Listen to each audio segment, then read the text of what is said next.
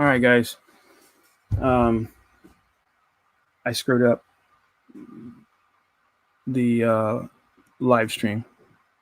Damn it. Thanks, James, for checking. God damn it.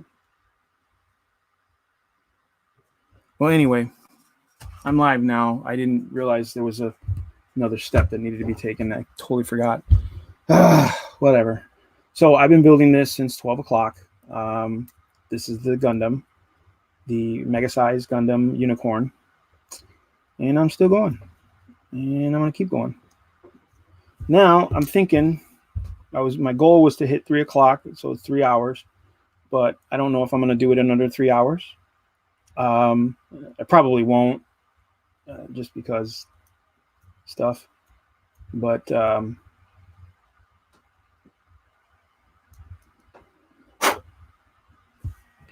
maybe I'll go past 3 o'clock, maybe a little bit. We'll see.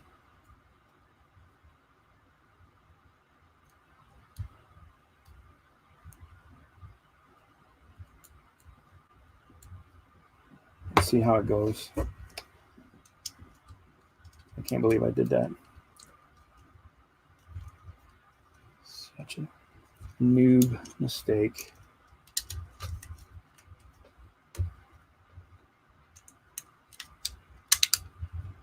Putting the thighs together now. I got the legs together, or the lower legs rather.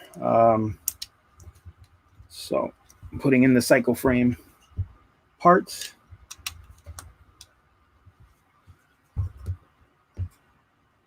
What's up, Hate? Join me if you want, brother. I put the link on Discord. I forgot to hit go live. I'm doing this for like an hour and a half now, man. I'm like, why is nobody saying anything? I'm thinking people hate listening to me talk. F8. All right, back to the F parts.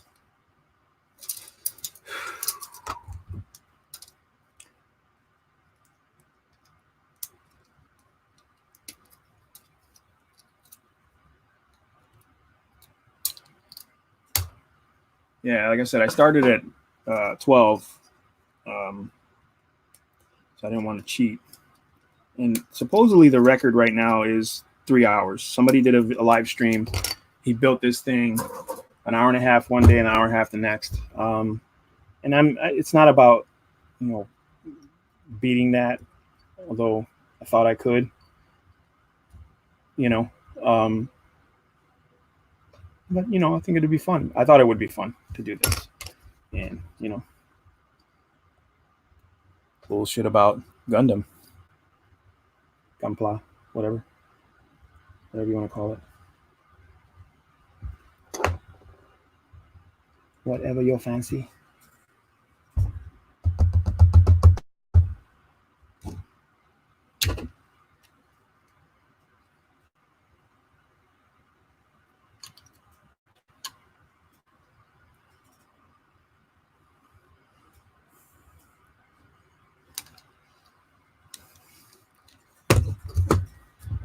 Just now finishing up the thighs, the thunder thighs. No, that's not how it goes. It goes like a bit. There you go. Booyah. Getting them ties done. And then we're going to get these legs up here. All right. I got to take a quick look at the box again to see which way the feet goes. That's that one. And then... No. This is the one. All right. Let's get that in there. Look at the size of that fucking chicken leg. Look at that. Look at that shit, huh? It's huge. What's up, Overdrive? What's good, my dude? Hold up, Hate, I'm coming. There you are. What's up, bro? It's huge. It's huge. It's huge. It's huge. I love it. Damn, bro, that thing's like the size of a kid, dude. Listen, you're not wrong. Um, and I am impressed with it. You know, its size so far, but I've seen big, like in Warhammer. There's miniatures this big. Believe it or not. Yeah, yeah. Stu has one. One, Stu, yeah, I yeah. forgot what it's called. Stu The- has one of them. yep, my buddy Rob's got one. The Warlord Titan is huge, That's huge. it. But Huge. Yeah, he got it in. I think it was like 3 boxes or something, maybe four. yeah, Yeah. oh yeah. I don't even know if he finished putting it together or not, though. I know he opened it and he was like, "I've always wanted one," but I never. I don't know if he put it together or not. You know, one of those kits, bro. Because of the cost, what it's even the recast, the Chinese recast is still expensive. For what they cost, I would definitely take my time. You know what I'm saying? I would go slow. I would, Yeah. you know, Yeah, I don't want to work of scrutinize, art. yeah, scrutinize every. And I told my buddy Rob, I'm like, listen, you're gonna get into Titans. Everybody and their mother is gonna look at that model first because it's huge. You know what I mean? They're big. You can't avoid them. Yeah, yeah. Everything else is gonna look like a little ant on a table. Yep. So you got to put your heart into that. Put your work in. Put whatever skills you learn throughout the years. Pour that shit in there because that's representing your skill level. You know what I'm saying? And when you just kind of brush through it and whatever, it's like, all right, well, why the fuck did you spend all that money on shit you don't give a fuck about? You know what I mean? That's just me. Man, dude, I tried to print Cujo's here, huh? Yeah. He's in chat. Is he? Yeah. Yeah. Yeah. Can you see the chat? Cool. Yeah, there's a way I could see it. I don't know if it's updating or not. I know he said live with 0. I saw Yeah, that. that's the last thing he got. That's the last one. He might have the phone in his pocket or something. Anyway, man, look, yesterday I spent all day freaking supporting the dragon. I go and I print it, and yeah, I don't know what I did. Is it multiple pieces? It looked like it was multiple pieces. Yeah, it was a few pieces, and then it's like it was 2 wings, right? And Yeah. those 2 wings, it was a 10-hour print for those 2 wings because they're pretty much the entire, volume of the bed, like tall. God damn. So they were pretty tall. The model was I shrunk the model down to 80%. So I Really? shrunk it. I shrunk it 20%. And I don't know, bro. I put those wings on. One started to print fine. The other one, it failed. So I don't know what I did. I have no clue what I did. And That at this sucks. point, I just pulled the thing up. I asked, "Fuck it, I'm not," That because sucks. I'm not gonna print. I'm not gonna print something that's gonna take. Because if I separate the wings into 2 beds, now you're talking about 20 hours just on wings, and no, I'm good. I don't even like the model that much, to be honest. Sorry, Miguel. Damn it, Miguel, get good. No, and he's good. He's good. No, he's Yeah. not. It's not that he's not. He's good. It's not that. It's I know what he's doing. He makes these models for PLA printers. I know what he's doing. And then yeah, there was another model that was for SLA, and it was by Schlosselbauer, and I pulled it up and everything. But man, the claws, like, hold your hand out like a little girl. You know what I mean? With your fingers pointing towards the ground. Yeah. You know what I mean? Yeah. Like a broken wrist, like that. Like that. All 4 of his arms or legs or whatever, the hands are like that, and it's like that's because I have to support off of the model itself to support it, and then those digits are so close together that supports will actually fuse, and it's And I don't know, I'd rather buy a dragon. Let's put it that way. Yeah. I don't know. I mean, for me, it is my favorite monster. In the game. Black dragon. No, just dragons in general. Actually, I think my favorite is the blue and the red. I'm torn between those two. But honestly, I got a ton of them. I've got a ton of dragons in my collection, like pewter, resin and plastic, resin and pewter. You know what I'm saying? I could never. I like the ones from 3.5. I like the drawings that they did. I like them so much that it kind of messed me up with dragons because now I'm like, it doesn't look right. You know what I'm saying? Those are the ones I like too. 3.5 so, dragons. Well, those are the ones I know. That's the system I learned how to DM on. Yeah, so for me, it's like it's not really, you know, it's not really doing it. You know what I'm saying? Because it's it kind of looks half-assed. You know what I'm saying? Yeah, yeah. I liked how and the 3.5 dragons they had this like this. It was their waist was smaller than their ribs. You know what I mean? Yeah, they look like they kind of look like Like lions. greyhounds, Yeah, like or yeah, greyhounds or like something. Yeah, something yeah. real. They weren't all fat and portly like the old school dragons. You know what I'm saying? Like Right. I kind of There like was that. like a mix between Asian dragons and American dragons, and Yeah, I think that's what did it for me. yeah, no doubt. Because Asian dragons are cool, but I don't like that they're snakes. I like that American dragons have arms and legs, or whatever, 4 legs, or whatever. So I think that's why I like them more. Yeah, no doubt. All right, we're gonna get to the waist now. But Waist. there's something wrong with my freaking internet. I don't know if my modem's borked or what. I don't know. What's going on? I don't know. Yesterday it went down, and I rebooted my modem. I don't know about at least 5 times yesterday. Oh, Uh, Pretty much gave up. Played a little Breath of the Wild with my son, so that's no internet. So I pretty much gave up. Come back this morning, same thing. It's coming on, dropping, coming on. I have to keep resetting the modem. Call them. They tell me uh, they're gonna reset the modem. Like I did that 10 times already. I mean, so they do it. Spend about an hour listening to the internet to see what it's gonna do, and it's still doing it. I don't know. I think I'm gonna just go buy a new modem. mm, that's rough, brother. Because that's I just got that thing. It's not old. That thing's maybe I don't even think it's a year old, honestly.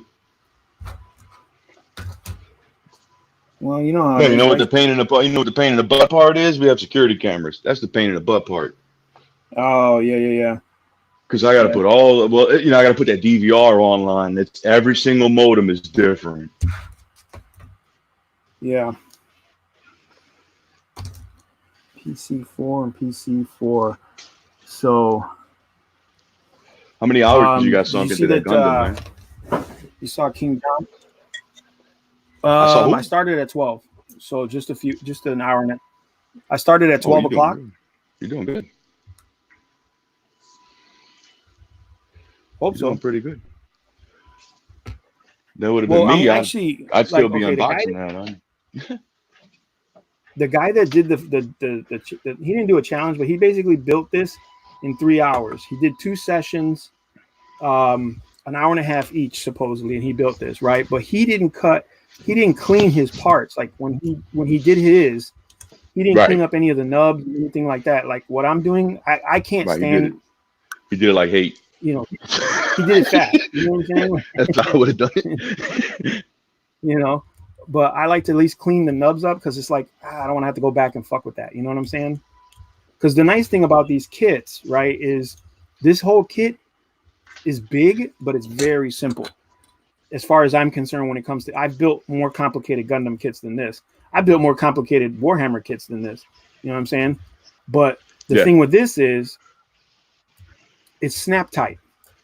So everything can come apart. And it's not like locking snaps, it just Hmm. snaps together. So it'll come apart all the way down to the basic skeleton or whatever. If you wanted to like I want to paint it, right?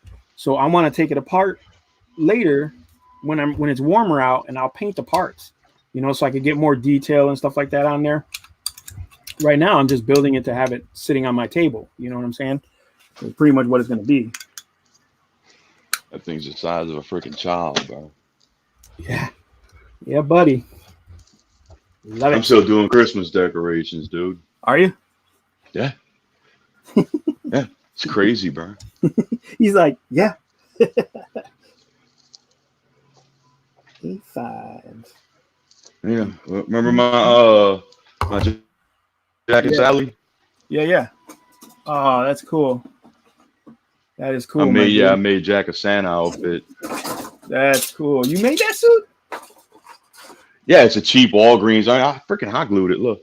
Like the legs, look, you can see the same lower I hot glued it. Yeah, and I cut material out the back.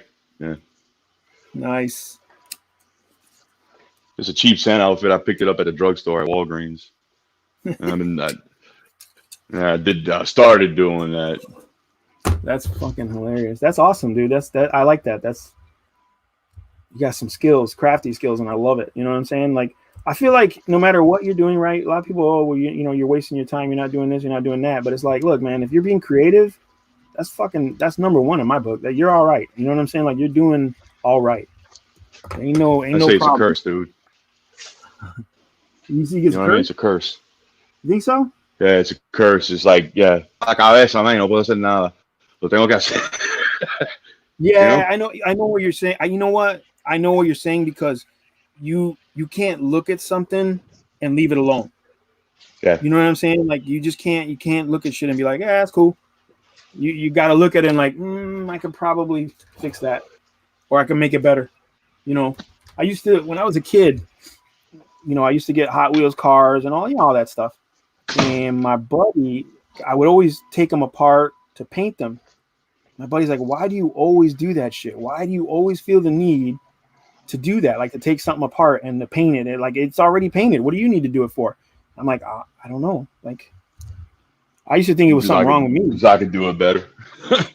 Yeah, I mean, like I was just I did an unboxing of my new my diecast Batmobile from the '60s. You know, the '66 Batmobile. Yeah, that's And all. I was looking at it and I was like, yeah, it looks like the Batmobile for sure because that's what it is, right? But it's not painted right. Like they didn't do the paint app right. And I was like, do I want to? It's like, do I want to strip it and paint it myself, or do I just let it go? You know what I'm saying? I was like, I think I'm just gonna let this one go for now because I'm kind of crazy like that. I do it, man. I've done.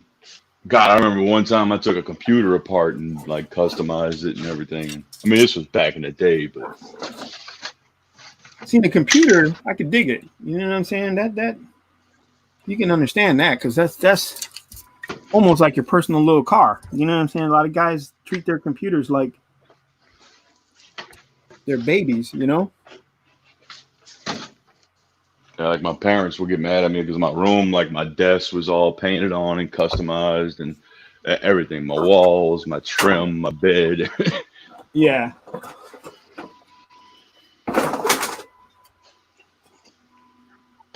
I get that. Yeah, eventually they gave up and they just let me do my room as long as I house. You stay your ass in that room. Yeah. But I mean everything, dude. Everything in my room. I mean, even the freaking floor. I painted stuff on the floor, everything.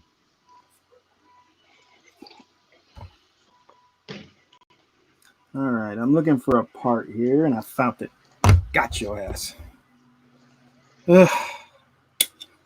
You see that John was on earlier? I Yeah. saw he uploaded. Yeah. Says he still can't get his laptop and stuff. And I hope the dude. I hope it works out, man. I hope he gets it together. You know.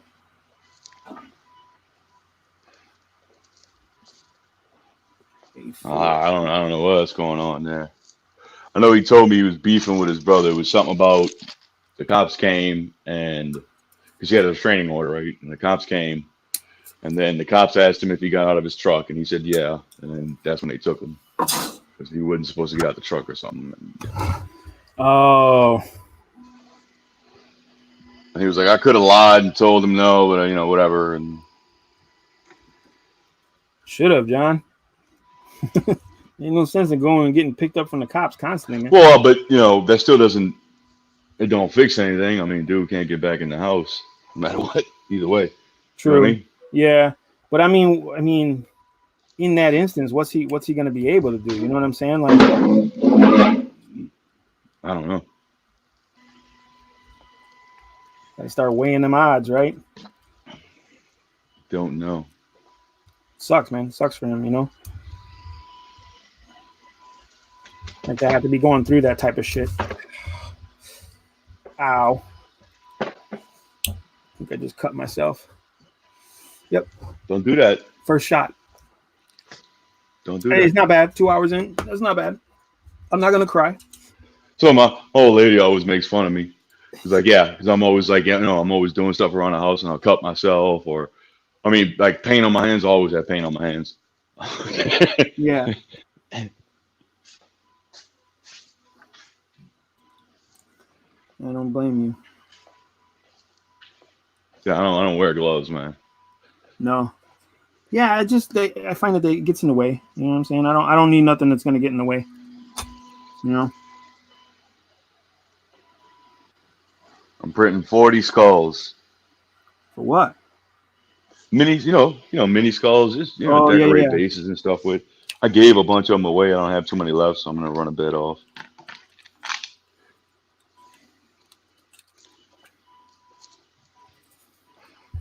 All right. That's a good one. That is a good one. Son of a bitch.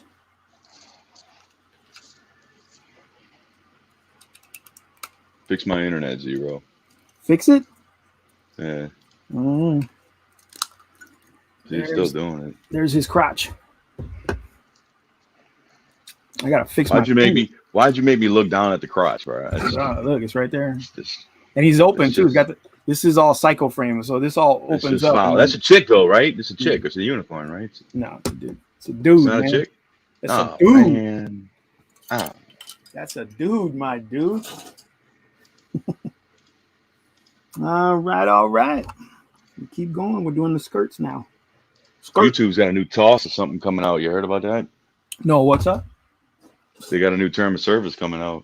Oh yeah, I heard January 1st, right? Something like that. Yeah, but I don't know. I don't know. I mean, I know that's got the Copa stuff in it. I know that, but it's like everybody's talking about it's going to have more stuff in it. I don't know.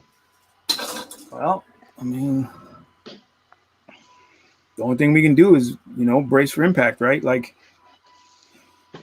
so, I mean, it'll make these guys that are out there right now. I'll tell you what.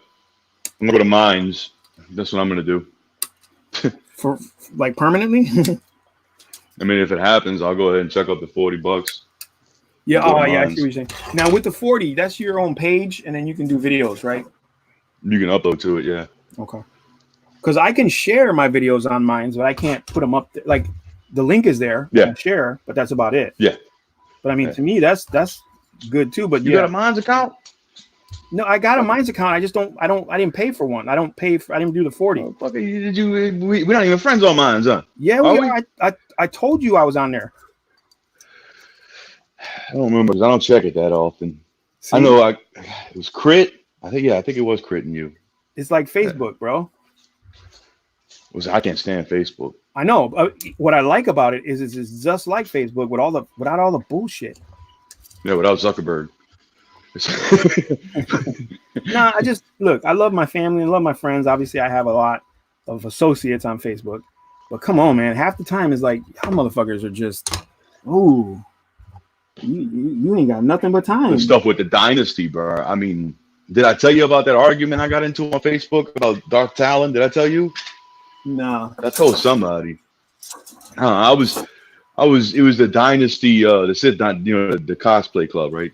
Yeah. The dynasty Facebook page, and the topic of Dark Talon came up, and some SJW chick was all, oh, that's why women don't like Star Wars because of Dark Talon. I'm like, what are you talking about? What? Yeah, you know what Dark Talon is, huh? Of course. That Twi'lek, yeah. Well, if anybody doesn't know this, that she's a Twi'lek. She's red. She's kind of like Darth Maul, the way her appearance. She's got the tattoos like Darth Maul. She's black and red. Started off as a comic book character, then a figure, then You don't know Dark Talon. Come on, get out of if you don't know Dark Talon, Google her because you'll fall in love with her. Google her. So yeah, and it's just that Star Wars portrays women and sluts, and I'm like, she's dark side. What are you talking about? Yeah, and oh my God, that turned into this. What you should ask her is who else? Who else is a slut in Star Wars? Yeah, show me the slut because I'd like to see him. It's not Padme.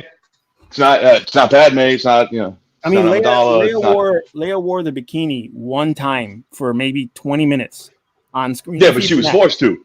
Yeah, and she didn't even want to do that. Yeah, she was forced to.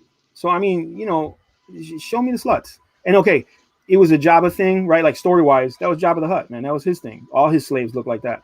So show me the slut, because I'd like to see them. You know, to me, they're all wrapped up tight. You know what I'm saying? Because they're fighting, which makes sense. So I don't get it. I don't. You know, it's just people looking for reasons to have a conflict or a battle, to have a Yeah, and right. I'm like, but the thing about Talon was that was her power. You know, that she was hot. You know, that she seduced people. You know, that was her thing, being sexy. You know, Which, let's face it, women do. Let's be real about that yeah, now. especially dark side. Yeah, especially dark side I'm women. not I even mean, no, bro. I'm not even talking about Star Wars. I'm just talking about in general, bro. Let's be no, that's what I'm lesbian. saying. Especially people, you know, Attractive people use that to their advantage, and why wouldn't they? Right? Like, you know, I mean, I'm not justifying it. I'm just saying that is the way it is. Don't act like we're the first people to come across that mistake. You know what I'm saying? Or you know, we're wrong. I tell you what, I ratioed her though. You what? You ratioed her. Like more people thumb me up and all. You know what I mean? Yeah, yeah, yeah. More people came on. Were like, nah, he's right. Hate's right. Hate's right. What's your problem? You're crazy. And she was. Stupid bitch. Putting in these little vents for the skirts here. In The fact, it rear got so skirt. bad like that. Even like the two founders. Well, actually, the founder is it's a husband and a wife. The husband doesn't get on Facebook. The wife did it for the club, and she ended Yeah. up dropping out. She dropped out of Facebook, and she said the same thing. She's tired of all that. She's tired of it. I mean, People it's just arguing, and people get outraged over nonsense, man. yeah. And that's the thing, right? Like, here's the thing. On my Facebook page, where I have my friends and family primarily, I have my zeros, hobbies, channels, whatever, right? Like that's my shit. That my family stuff, that's, you know, hey, look, it's me and my son at the park, whatever, right? If somebody gets on there and is like, oh, well, you're this or you're that, okay, well, bye, Felicia. Like, it's as easy as 1, 2, 3. Click, block, done. You know what I'm saying? Like, Yeah, that's how I feel about it. Like, people have blocked me. I know there's people out there. You can go on and look and see who blocked you. You can go on and find that information. And I'm like, cool, save me the headache of fucking doing it to you, or save us both the headache of prolonging an argumentative relationship. Like, there's no point in that shit. Why? You know what I'm saying? So I could Facebook stalk you? Like, forget it. Like, go on about your way. Leave my name out your mouth. It's that simple. You know, people just I don't just get don't it. get how everybody gets freaking outraged, man. I just don't get that. Like I said, man, it's I a mean, generation of you can people. have your, yeah, yeah, yeah. It's a generation of people right now that have no cause. You understand what I'm saying? They didn't. It's not like the boomers that they got out of World War II and, you know, they had to fight the man and change things and, you know, burning bras and all this other stuff. This generation ain't got shit to fight for. There's nothing for them to Well, that's the thing fucking. is too, is they say, you know, Tim Cass said that the other day is that boomers raise millennials to be dependent on them, and so they don't know. Yeah, It's just sucks.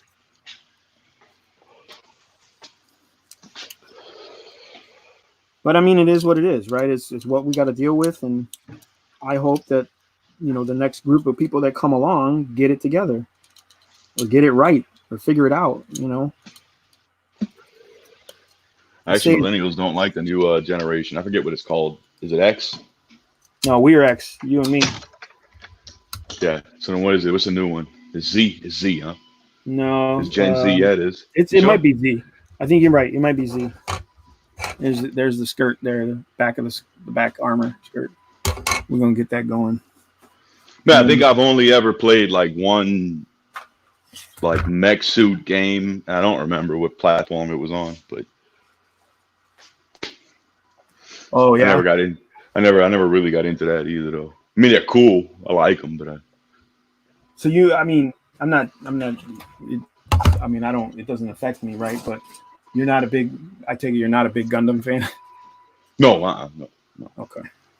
no. They're cool. Like I played. Like I said, I think I played one game that I liked. There was one game that I liked that I remember and I liked it because you could build your suit the way you wanted to and all that. I don't remember what platform it was on. It was old. Sounds like Armored It Core. was either That sounds familiar. Where you can have That like sounds 4 familiar. legs and hover, and you can have tank legs and shit like that as Armor That Core. sounds familiar. That Yeah. sounds familiar. As you know what, that was actually a really good game. You could like level up and stuff and yeah, buy there was gear. you can get new weapons and new parts and shit like that. The more stuff you came across, it was a pretty good game.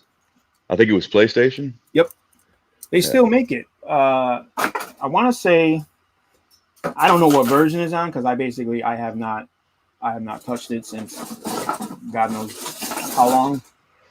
So Cujo said, "Show me the sluts," and then Narracion Spunky said, "I think it's called Millenniums." Millenniums. Millenniums. Nice. That's fucking hilarious. Hey, Cujo, we you know what, man? We got to figure something out for our group on Discord, y'all, because you guys are awesome. We need to get together. We need to hook up somehow. Told you, y'all gotta get Crit. Y'all gotta get Crit to make us a video on different shit we could use. I asked him to in his comments on his last video because Crit knows the software apparently because that's what he uploads his software videos mostly. Yeah, it looks like it. And then get him to find out what software. I mean, dude, I'll pay for it. I'll pay for it. Especially like Cujo's got all the freaking books and everything already. Yeah. I'll pay for the software. Like, let's say the software is like, I don't know, 20. I'm willing to chuck up like $40 or whatever. Or if it's a one-time buy, then yeah, I'll take care of it. I mean, you know that there's stuff out there for. I mean, what are you talking like? Just D&D online? Yeah, I just don't know what to use. I have like no clue. There is Roll20 is the biggest one. It's probably the best one, and I'm not using it. And this is the only reason I'm not using it. I was talking to my players, and I was like, "Well, Roll20 seems to be the way to go." And they're like, "Yeah, but the company's kind of shisty." I guess the company would not support a group of white dudes that were actually running their games on Roll20, and the company there was a bunch of racial bullshit between this company and a bunch of white dudes, which I found very interesting. And apparently it's true. Apparently, it did happen, but for me, it's like, I mean, I don't know. Use what you got when you can, right? Like, but there's other systems out there for it that provide you with a large platform of stuff. Like, if you're looking to like build your world and populate your world with characters and realms and all that kind of shit. I mean, I kind of want like I mean, I guess minis, whatever, the digital form of minis, a little disc, a map, our faces, right? We'd all have to like get on there. And I just don't know what's on. I have no clue what to even look for, where to even start. Yeah. Other than Roll20, like you just said. My buddy, one of my buddies who's going to play in one of my campaigns. He's looking now. He's actually doing some research for it to see what's the best tool for the cost, right? Because there's free ones, but eventually you're going to have to pay something for something, right? Like that's just what it is.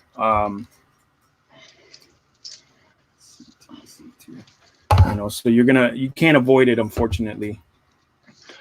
Paying for it don't bother me. I swear, it really don't. It don't bother me. I told y'all I'll do that. Bit. I mean, I get what you're saying. To me, it bothers me a little bit. Like that's just me, though. I'm stingy. I'm oh, you got to buy Gundams. Well, Gundams. That's the thing too, right? Like all the games that I have, right? I just bought my core set for D&D 5th edition. That's how long I've been holding out on buying that damn set. I actually have a full-on printed with a resin printer and everything, full-on printed copy of all the player's handbook, all the core books. And I got it in a giant binder. So technically I didn't have to buy anything, right? Like I didn't have to buy it, but I chose to buy it because I was like, well, I want to support the game. I want to play the game. It's easier to have just the separate books than one giant binder. The binder is great for, long-term research, but it's not good for like in the middle of game quick reference. You know what I'm saying? Like, yeah. You know, when you're trying to find something real quick, you got to go through the PHB. You're like, all right, let me just get the PHB out. I know where the sections are. Boom, boom, boom. Whereas if you're in a giant binder, you got to skip past this, skip past that. You know, it's a pain in the ass. You know, so It goes for that. The cards. Yeah, I mean, it's just, and I've been thinking about that. But again, these are other purchases, right? Like that have to be made. Now I play Warhammer. You know what I'm saying? That's an investment. You know what I mean? Like. It's my hobbies are so spread out and I'm into all of them. You know what I'm saying? So it's just costly. So I have to take my time when it comes to purchases, any purchase, you know, like this thing here. This wasn't like a instant choice. Like, oh, I'm just going to buy it. You know what I mean? It wasn't spontaneous. I've been thinking about buying a big Gundam kit. I wanted to get a perfect grade for a long time. I've always wanted one ever since they came out. But they're expensive. They're big. They're not as big as this, but they're expensive. They're big. And I just was like, not yet. You know what I'm saying? Like, I was like, I'm not ready for it yet. You know, I'm getting there though. I feel like I'm getting there. You know, but you gotta. I wouldn't even. I don't like putting models together. I don't. Well, you know, that's funny because that makes perfect sense with the 3D printing for you. That makes perfect sense. You know what I'm saying? Yeah, I don't like it. I never did. It's like puzzles too. I never liked putting puzzles together. Yeah, I kind of get to the point with puzzles. I'm like, fuck this. I think one time whack. You gotta sit there and look for corners and all. You gotta look for the corners first. Nah, you look for the fucking corners. It was funny because my family, like as a family thing, right? Like just for me and the kid, my wife and my son, we'll put puzzles. We'll do puzzles. Like we'll get together and we'll do a puzzle. Usually it's like 300-500 piece puzzles. You know, they're not that bad. But one time we actually put a puzzle together. That motherfucker was like 1,000 pieces. And I didn't realize it at first. I was like, man, these are really small. This picture's going to be tiny. She's like, no, it's pretty big. Look at the size. And I was like, wait a minute. I looked at the box, bro, and it was like 1,000 piece puzzle. I was like, oh my God, we're going to be here all fucking week. Yeah. Fuck this. Everybody, yeah. Like, everybody call in sick. Yeah. I was like, I don't want to play this game. This game is stupid. So here's the crotch, you know, and then here's the rear end with the thrusters, the space booster. Where where it takes flight, you know, it opens up and you can see the cycle frame inside.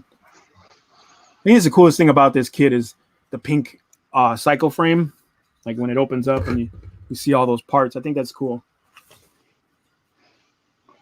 All right, let's see.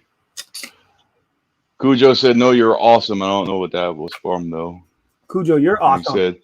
And then he said, "Roll 21 LGBT," and then he said the alternative is Fantasy Grounds. Fantasy Grounds, that's the one. That's my dude, Cujo. That's the one I heard about. Nah, Cujo is the Dungeon Master's Dungeon Master. All right. I think I'm going ahead a little bit, but that's okay. We're going to put the legs in with the torso. This motherfucker's not even going to fit on camera, bro. It's so big. It is ridiculous. You in there? Son of a bitch. I didn't hear a click. Click. That was like a Harry Potter ridiculous? Yeah. Yeah? Yep. Like Lupin? I love that, man. Lupin's one of my favorite characters. Lupin is cool. I like Lupin. I'm a big fan, dude, of werewolves. That's my thing. You know what I'm saying? Werewolves, wolves, lupine. That's my thing, brother. All right. I tell you what, for Harry Potter, I read all the books, and I was really surprised at the amount of people that were floored to find out that Snape was a good guy. You know, because from the very beginning, I just didn't buy it because I'm like, nah, bro, Dumbledore trusts this dude, and then everybody else that you trust says Dumbledore trusts that dude, and like I said from the very beginning, I just didn't buy it. I was like, nah, Snape's a good guy. Yeah, you know, just something about him. You know what I'm saying? Like something. He's an asshole. He's an asshole. Well, sure. I mean, but when they reveal everything, you know, in the last movie and stuff, and now here's the thing. I'm gonna put this out there right away. I have not read the last book. Deathly Hollow? Yeah, I haven't. No. Now, hang on. I want the audio book? I started reading the first book. You want the audio? I got through the first book. But then, yeah, I wanted to do audiobook because it was just, you know what I'm saying? Like, it just got to the point where I was like, mail it to you. Huh? I'll mail it to you if you mail it back. The audio? Yeah, I have it. I'll mail it to you if you mail it back. You got it, brother. Absolutely. Because I had it on YouTube. I had it, and then they got rid of it. Like, whoever had it up got rid of it. She was reading it, and then she got rid of it. She's like, nope, psych, done. And I was like, God damn it. So I never got to finish it. But my son is just now starting to read it. So you know that you gotta read it. You gotta read it, definitely. Yeah, it's definitely, yeah, I do. Which, by the way, I read it. Okay, I got the audio book because I wanted to hear it again and again and again. That's why I got it, not because I didn't read it. I did read it. Okay. Oh, okay. So, no, see, I'm fucking lazy, bro. The audiobooks made it so much easier. I was like, oh, this is perfect. Tú estás ciego, man. Sí, yo soy ciego, coño. Yeah. ¿Qué tú crees? Mira, eso es una palabra cubana, man, coño. Mira. Claro que sí que yo soy ciego. Yeah. Did I not tell you, cuz? Did I forget? No, but I read, dude. You know what else is really good if you haven't read it, and if you like, well, I mean, I'm sure you know, The Legacy of the Drow and all that. Oh, dude, I just started the audiobook for. Dude, which one? Sojourn? No, Homeland. Twilight Falling with Kale, Everest Kale, where they're fighting the Slotty. Is that the clerics? It's the clerics, yeah. The cleric quintet, whatever it's called. Yeah, dude, it's fucking dope. They said I heard the cleric stuff was really good. I'm on the second book now, but yeah, I gotta say it's really good. I heard it was really good. I think it's called the Cleric Quintet. I think, if I remember. I don't know, but I read like Legacy. I read the saga like all the way up to Crystal Shard and everything. Yeah. I think I stopped at like the 10,000 orcs or whatever it's called. Oh yeah. I saw that book. I saw that it was on YouTube. I actually put it in my queue because I was like, it's probably one I'm gonna want to read or listen to. You know what I mean? I say read, but I'm cheating. But I just also listened to Pool of Radiance finally. And I knew that book has been out forever, and I finally just listened to it. Oh, it's such a good book. I was like, damn, these books are good, man. They inspire. You know what I'm saying? You know what I listened to the other night? Well, it was like 2 weeks ago. I finished listening to it. It was Bram Stoker's. I never. Oh, that's a good book. Yeah, I never I never read it, and I didn't know what was from the novel and what's a director's interpretation or vision, whatever. So. Was the movie? The movie was pretty close. Bram Stoker's was pretty close. Right? Bram Stoker's was the nerd. You know what the nerd is, huh? The video game nerd. Yeah. Okay. Well, the nerd actually did a video on his channel on which one is the closest, and he found that the BBC version. I forget which one. It was like a 90-something version, or maybe it was 2007 version. I don't remember. But that one was the closest, and Bram Stoker's came in second. I gotta look. So Bram Stoker's is pretty, and it's now even he said that he enjoys Bram Stoker's more. Okay, more entertaining. But as far as it's more entertaining. But as far as going to the book, that BBC version beats it. It's not by much actually that it beats it. Yeah, I still have the Universal's version of it. In my show, I watch it every Halloween. It's my go-to Halloween start. My go-to October starting. You know what I'm saying? Like yeah. You know what mine's is? What? Oh, yeah. The Nightmare, dude. Nightmare. Yeah, buddy. Nightmare. The Nightmare, and then the Corpse Bride. Oh, excuse me, the Corpse Bride. That's another one we watched. You like Coraline? My granddaughter loves it, and I mean loves it. I don't know. I think I find it a little disturbing, actually. I don't know. It is actually. It's very disturbing, but it's actually pretty good. I think it's pretty good. It is. It's cool. I don't know. It's the button eyes, honestly. Yep. I'm just like, yeah. That's exactly it, dude. You're not alone, bro. There's so many people who just cannot get past the button eyes. It's the button eyes and the Coraline, do whatever you want, honey. I don't know. You know, I'm being a father. You see this? This is called being a father. You see what? Yeah, buddy. Can you see it? No? The Christmas tree. Yeah, yeah, yeah. Yeah. Yeah, bro.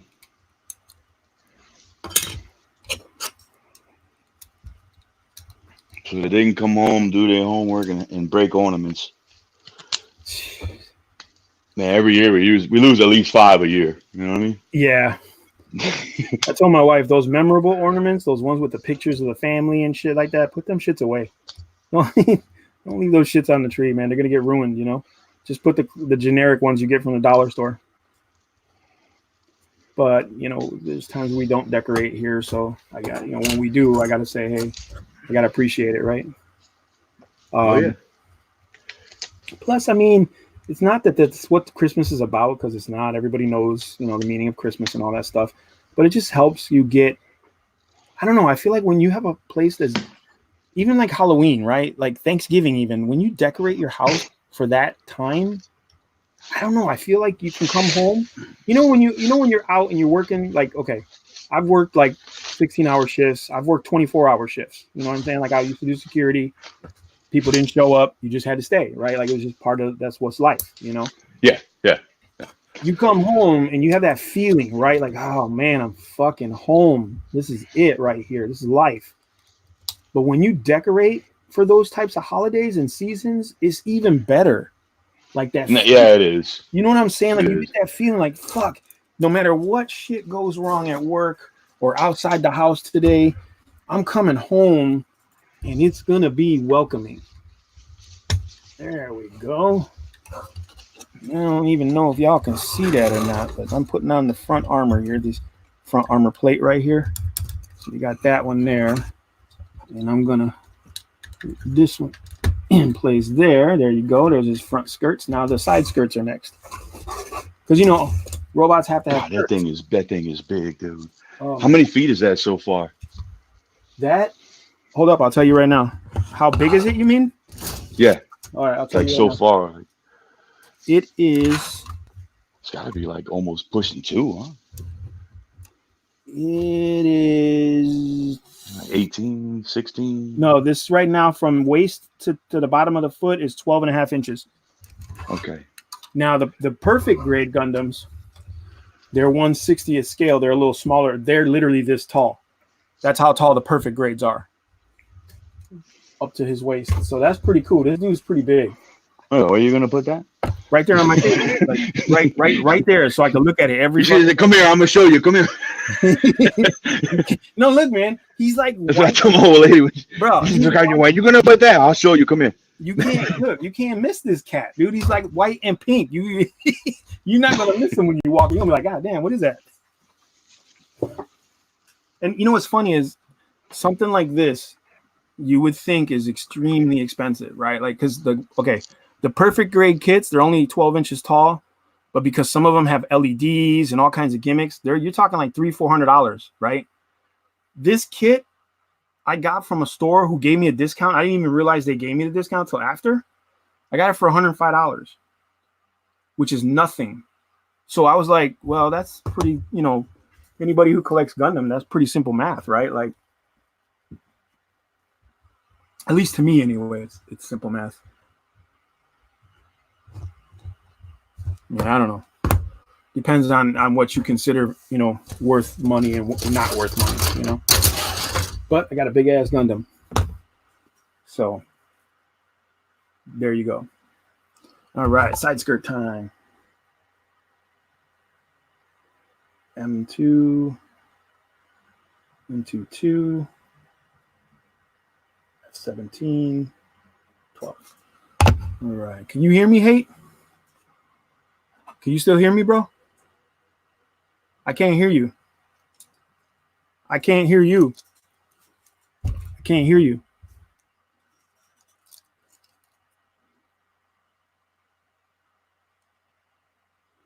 Whippa. Uh-oh. Lost him. That's all right. He coming back. My boy.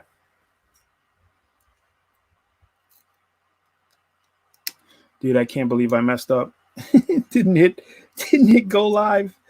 Oh my god. I tell people, I was telling everybody on every social media thing that I have, like, hey, I'm going live, and I'm not live.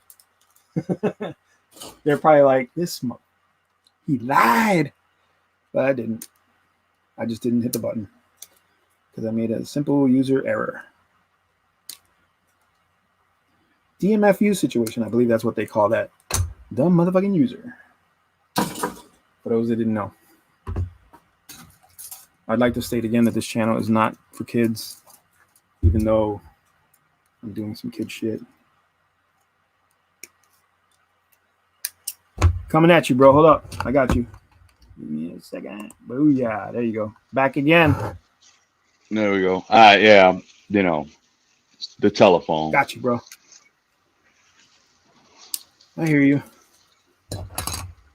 I hear you. Now we go. Bro, I got sprues. Who taught you how to say coño, man? Huh?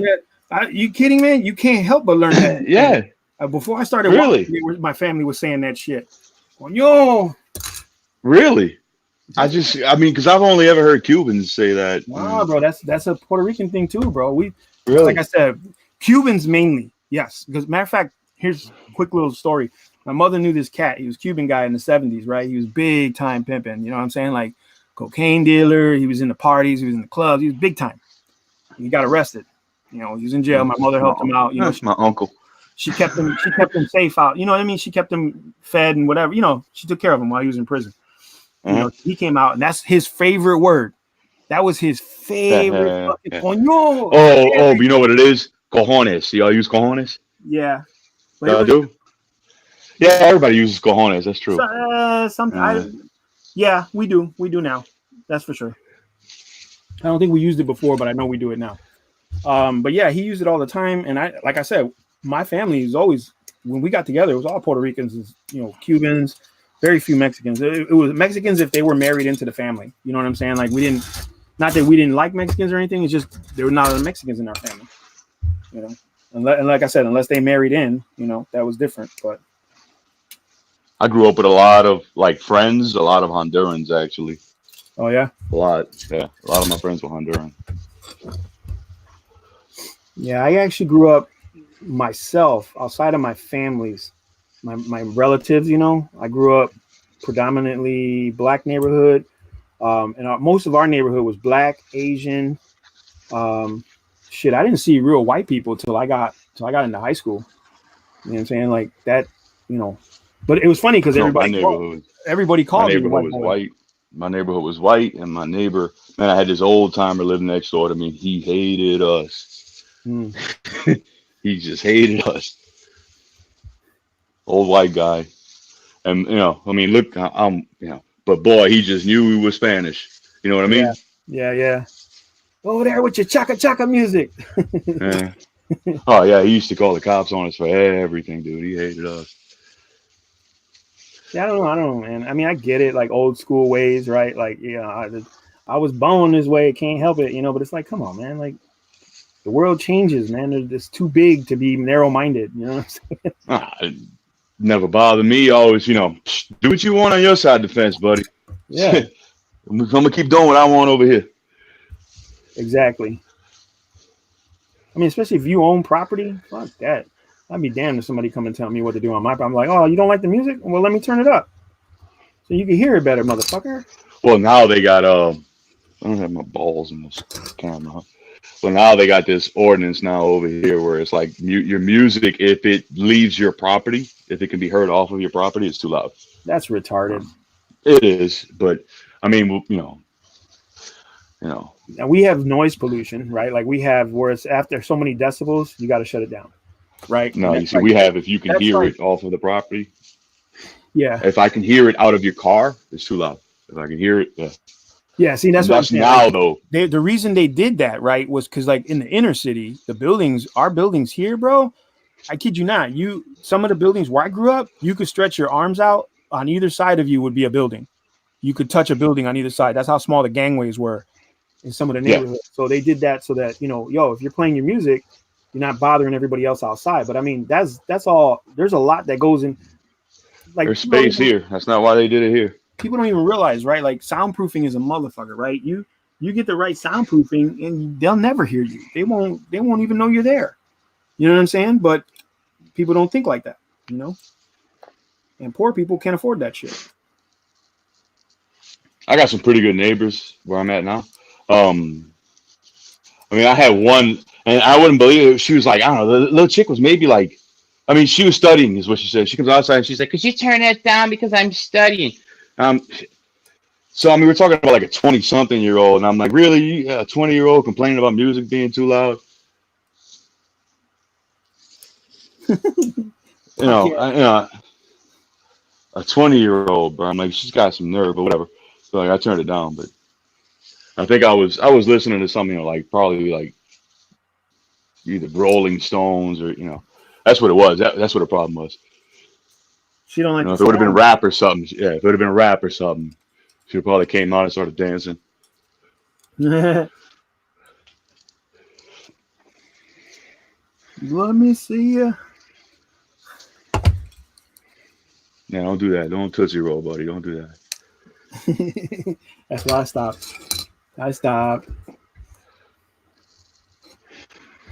Did I pull the wrong fucking part? Man, you come do the tree and I'll do the Gundam.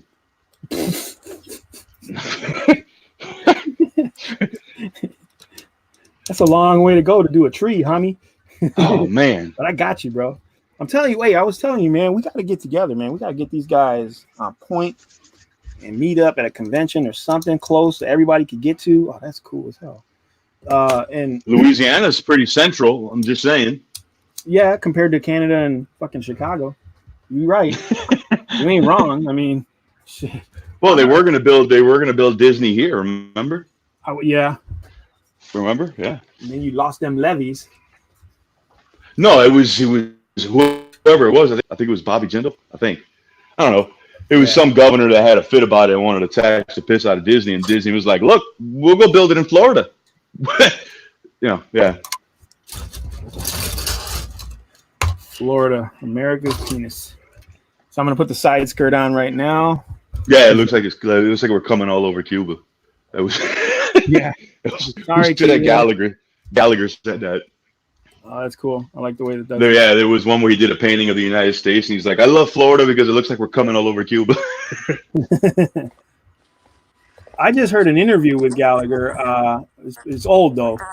He was on a radio station in Boston with Patrice O'Neill. I don't know if you know who Patrice O'Neill is, but he is fucking hilarious. And Gallagher got mad, dude. Like he made Gallagher mad because he was trying to tell him, like, maybe you're not succeeding because you're still doing the same old shit with the watermelons and stuff like that. He's like, try something new.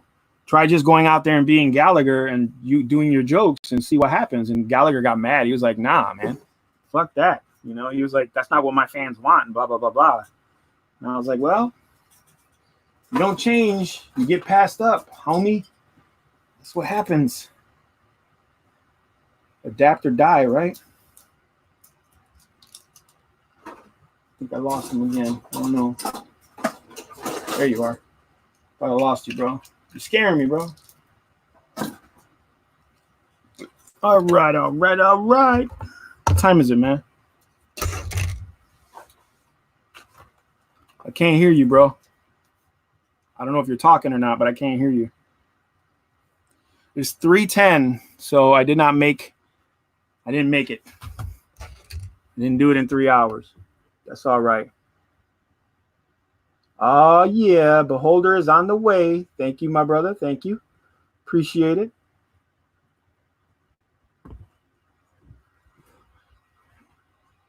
Cujo, you backstage. Where you at? Oh, there you are. What's up, guys? Man, what's up, my dude?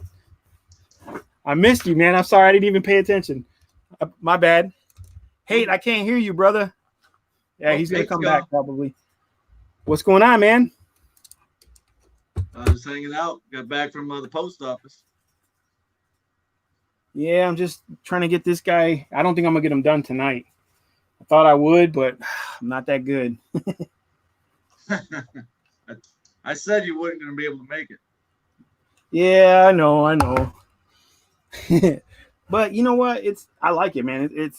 I like the process. I enjoy it. You know what I'm saying? I have a good time with it. You know, I'm not gonna sweat it. You know. And I've never built a kit this big before, like size That thing wise. is huge, bud. Yeah. Oh yeah. Look at that. Where are you going to leave it? Right there in the desk? He's gonna be at the front of my desk, right where my paint sets are and stuff. I mean, I don't really have any other place to put them. You know what I'm saying? And I have like I swear I've got like almost 10 other master grades that I haven't even touched. You know, and I don't have the room for all of them. You know, so I was like, let me find one really big Gundam, one good one that I like to look at, and I'll just run that one. I'll just display that one because I have a ton of little ones too. I have a ton of 144 scale kits that I'm gonna probably, you know, get rid of or do something with. I don't know. I just don't have the room for it all, you know. Yeah. That's the thing that sucks. I wish I did, but it is what it is, Definitely you know. into everything. You're kind of like me. I had to stop with some of my hobbies because I just had so many. And you were talking about your RC cars there. I didn't even know you had that. I didn't look at your backlog, and I seen that grasshopper project, and I'm like, man, you know, I've still got my Revo. I had a bunch of RC cars at one time. I raced them. Um, I bought one kit, and then I ended up replacing it with all aluminum and carbon fiber parts, where I had all my spare parts made a whole nother kit again. Yeah. And I've spent a lot of money. I sold most of all those kits. I kept one truck, you know, off-road and nitro truck. Had a lot of fun with that, and but I put that up since I moved. I mean, I haven't even took it out in years. So See, and that's the thing, right? Like for a long time, I had my rally cars, my one Tamiya rally car, and I had a Team Associated racing truck.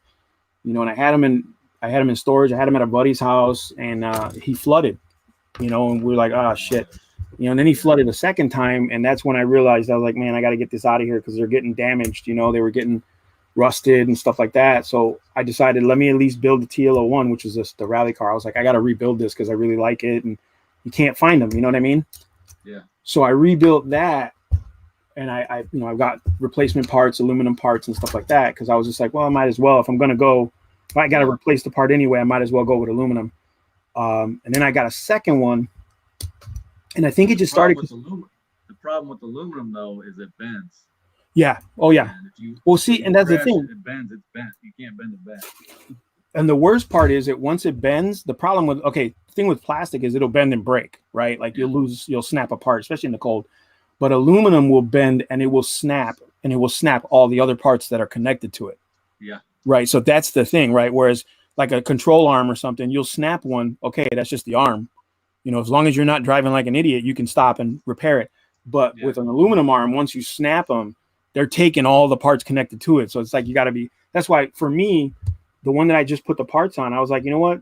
Since the body is, I can't find the body at all. Like nobody has it for under $500. You know, it's fucking ridiculous. So I'm like, well, I'm going to restore it as best I can. She's probably going to run a little bit, but it's going to be a shelf queen primarily. You know what I mean? And I don't like doing that, but I see the value in keeping it. You know what I'm saying? I mean, that's just me. But yeah, I started with that and I was looking for a community to swap parts or like maybe get some parts for it, you know, because I was like, eBay is fucking killing me. Yeah. Then it turned out, you know, you get on this community and it's like it's a bunch of people who have the same passion for the older cars, and I'm like, oh, this is the worst place to be, man, because you see everything. Like, I want one of those too. I wanted one of those since I was a kid, you know, and then you can't stop yourself. You know what I mean? Now I'm 12 RC cars in, and I'm like, damn, where's all this shit gonna go? You know? Yeah, I always wanted my boys to get into it. I was kind of upset that, you know, they weren't there. When I bought kits, I mean, I'm sure like you did, you bought an RC car for a couple $100. It was completely apart, every single, like you're doing now, every single piece. Yeah. Oh yeah. And nowadays it's like ready to run with controller and everything. Just plug and play, put batteries in it, charge it, go. And then if they break, they don't know how to fix it. Because they're gonna crash them. Hey, what's up, hey? What's up, baby? Can you hear me? Why you look mad? Where's he going? He looks mad as hell.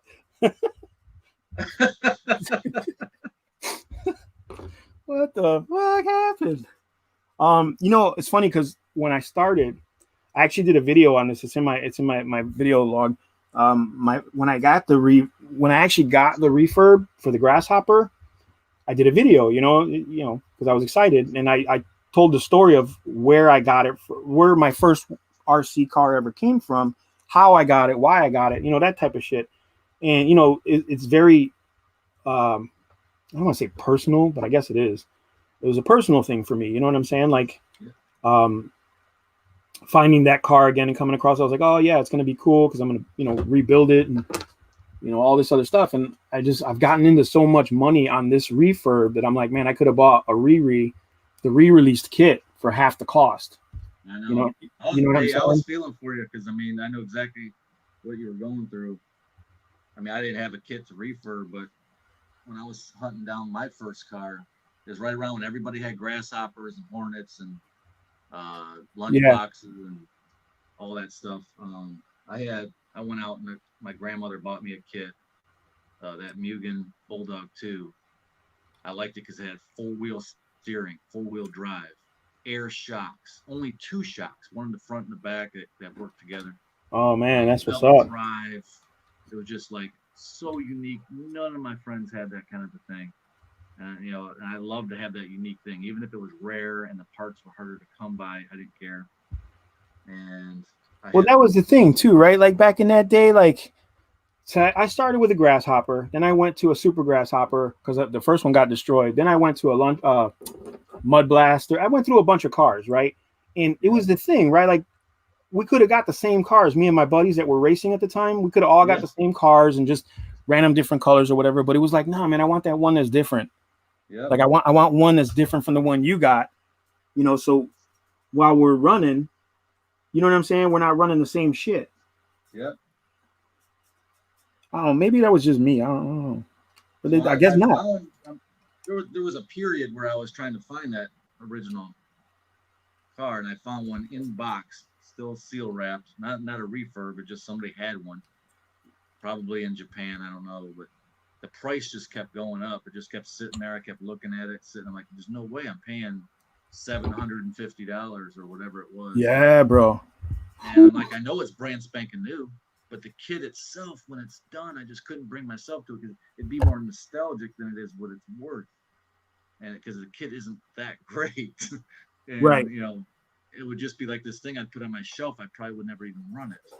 And I can never bring myself to do it. I think I've seen it up to almost $1,000. I stopped looking. I don't know what it is now. What kit is it? Just a Mugen Bulldog 2. Oh. I don't think even Mugen makes cars anymore. Well, yeah, because I was going to say the reason it's probably so expensive is because they didn't just discontinue that line. They stopped making them altogether. Yeah. Like when Cat started coming out and stuff like that, Mugen stopped a while back, man. So that makes sense that they would be. I'm not justifying it. You know what I'm saying? But I understand why someone would be like, yeah, give me $1,000. Look, there's a car that I want. I have a Top Force. I finally bought myself a Top Force from Tamiya. I've been wanting a 4-wheel drive buggy for a while, and I wanted a retro buggy. So I went into the Top Force, but I really wanted the Top Force Evolution, which came out after with all the ball bearings and the aluminum springs and everything like that. But that kit is running for at least $1,500 right now. I was like, there's no fucking no way. Original wheels for that kit are $500. I'm like, no, you guys are out of your fucking mind. Like that's ridiculous. You know what I'm saying? Like you're out of control. But it is what it is, right? Like it's just that nostalgia thing. I wanted that first car I owned. I did look for like what you're talking about, like more of a restore project. There was more like a fixer upper, and I thought, well, I can probably do it. Then I started, well, let me see what kind of parts I can find, and pricing those out. And I'm like, I just that nightmare like you got into. It's like, especially with something that's even more rare. Oh yeah, definitely. You to take it apart and then it fall apart is like, no, that's you lose all spirit, man. Like I hated to sound so negative, you know. But it's just like, damn, man, like come on, like what else, man? Like I might as well just bought a new one. You know, like I totally agree. I would have asked right away, like how much is the new one? And then calculate how much you're probably gonna have to put into it. And okay, like I've talked to what does the new one, is the new one not like total, like did they modify it? Did they make it any kind of newer, or is it just refurb 100%? So the new one, the only thing that I can tell is that it comes with an electronic speed control and it comes with different decals, because to me, I lost a licensing dispute like years and years and years ago. Okay. So they had to change a lot of their car kits to adhere to the licensing agreement. So like they used to have Ford licensing. So on the Blackfoots, they would have the Ford logo and stuff. They can't have that anymore. Okay. So that's gone. You know what I mean? And then like the KC Lighting Company, which is an original off-road company that did lights, they couldn't get that license. So they took all those. So all the stickers that had all that shit on there, they had to take out and change. So that's really the only, because to me, it's the same mold, right? Because it's the same fucking thing. I mean, it comes from the same exact company. So to me, a re-release is just the same car, just printed today, as opposed to printed in 1984, you know? So, I mean, I don't care. My Top Force is a re-release and I don't give a shit. It's still one of the first 100. So I'm like, yeah, I'm good. I challenge you to tell me I'm wrong. You know what I'm saying? Like, oh, that's cool. That's funny so they lost. Did they ever have the rights to those names? Or? Yeah. Originally, back in the 70s when they first started, if you look at the Tamiya line, like when their first 100, the first 25 cars were back in the 70s and early 80s, and they were the only real company doing model cars with realistic like their cars look funny. People they look old and ugly. Those are realistic buggies. When you go look at old school Baja videos, that's what those things look like. You know what I'm saying? And you know, they started putting twists on it, like when they did the Grasshopper and the Hornet and the Frog, and they started changing, you know, the space designs. But they had all those licensing. They had Budweiser. They had all those oil company like Pennzoil, all that shit. Your Tamiya had they had a lot of models. Period. Oh yeah. So they did a lot of like perfect replica type models. So absolutely, it makes sense that they would have licensing. Yep. You know? That's I was gonna say that's where it comes from, is because with their original plastic models, they had to have. They originally what they were doing, because they weren't originally like a company that was like, we're just going to make model cars for the sake of enjoyment. They were making replica cars for companies to do display models. Like, so they would get the real car. They would get the real car in the facility. They would take pictures and do whatever. And then they would try to do their scanning. They would try to digitize it on the computer so the artists could render those models. And then they would make these models for these companies to go and put on display, right? Like, so when they went to travel, they could take a little box with the car in it. You know what I'm saying? Yeah. And they just decided that at that point, because I mean, Japanese toy companies were really popping at the time. They were coming up big time, you know. So they got in the game, and they considered it. You know, people considered model kits a toy at the time, right? So they was like, why not? Why not? You know, sell these? And they already had the licensing agreement, because it was like, well, we have to make your Ford replica for your fucking, you know, your shows and conventions. So we'll just make them and sell them, you know, and, you know, Ford gets proceeds. Whoever had the licensing agreements got proceeds. But I don't know. Something happened in the later years where they fell off, you know. I don't know. Fell out. I don't know. You know what I mean? I'm not sure how it happened or why, but like when they started re-releasing some of the kits, it was like, nope, you can't have Ford on there. So Blackfoot doesn't have a Ford on it anymore. It's like, wait a minute. That's weird. You know, how many? You're more into all the different toys and hobbies than I am, at least currently. But I know a lot of the stuff I've been purchasing is made in China. What do you see? A lot of stuff still made in Japan, or is that? Oh yeah. Yeah. Oh yeah, big time. You messing with the Gundams and stuff. I know that's really a Japan thing. Yeah, you know, I was saying earlier before I realized I wasn't even on live. I I knew you weren't because I was bro. like, I thought he said he was lying. I was like, holy shit, I'm not live right now. What the? I was so blown away by it. I was like, I can't believe I did that. You know? But yeah, so I didn't know this up until recently, right? Because I got out of the Gundam hobby a while ago. You know what I mean? Like I stopped building kits and doing that stuff a while back. You know, they were in storage and just waiting. But you know, motherfucker, how does this shit go in there? Hold up. But I found out that now they have national tournaments. Like they have worldwide Gundam competition. And I just learned this. Like there, you know, you go, you build a kit. Motherfucker, did I get the wrong part? God damn it.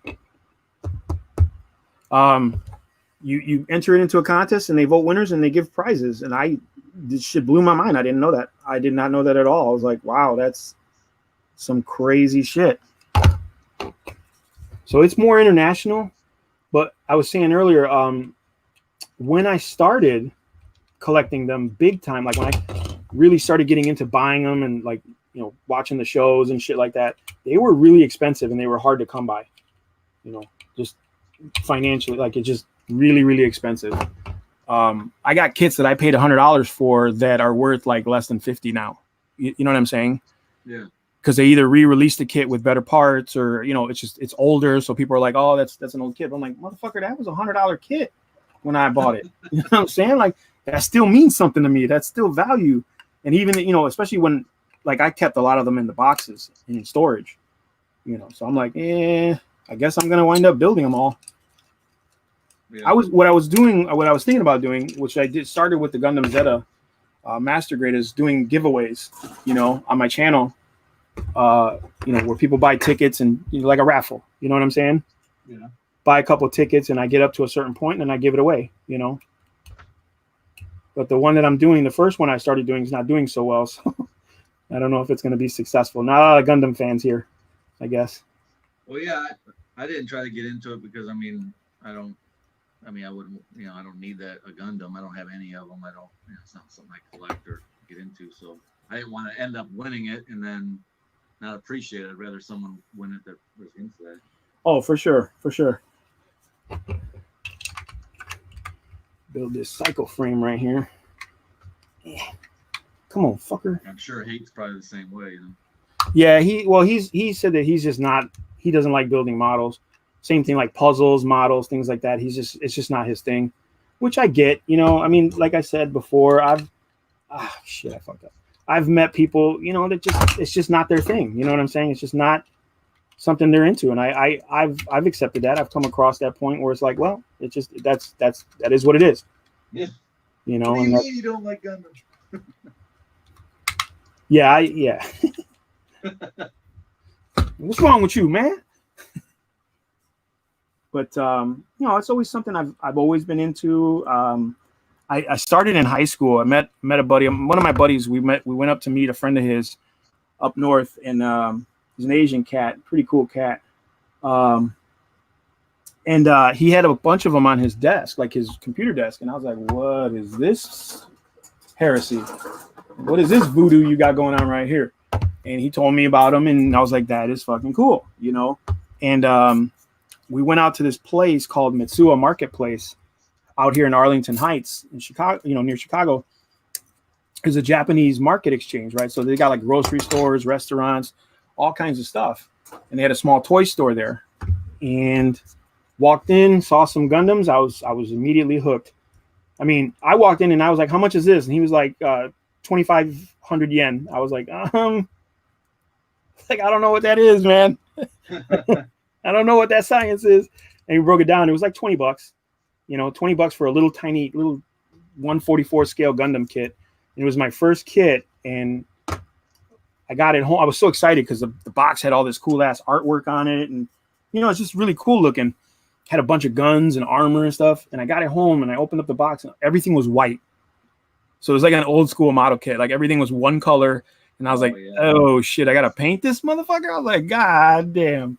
Yeah. But, you know, learn as you go, right? And as I grew up, the kits got better and that's what made me start like really hunting them down, you know. Now, is it for you? It's mostly the just models and building, and there isn't like any kind of games involved, or I know you guys were talking earlier about video games. Um, I mean, is Gundam for you just the modeling and put cool robots and putting them together? And for the most part, yes. I actually designed a tabletop version to use these models in a tabletop game, and you could use one of the two scales, you know, the little guys or the 1/100 scale, because you can't use that one. This one here, no, well, it's too big. But believe it or not, this is actually the same scale as 40K.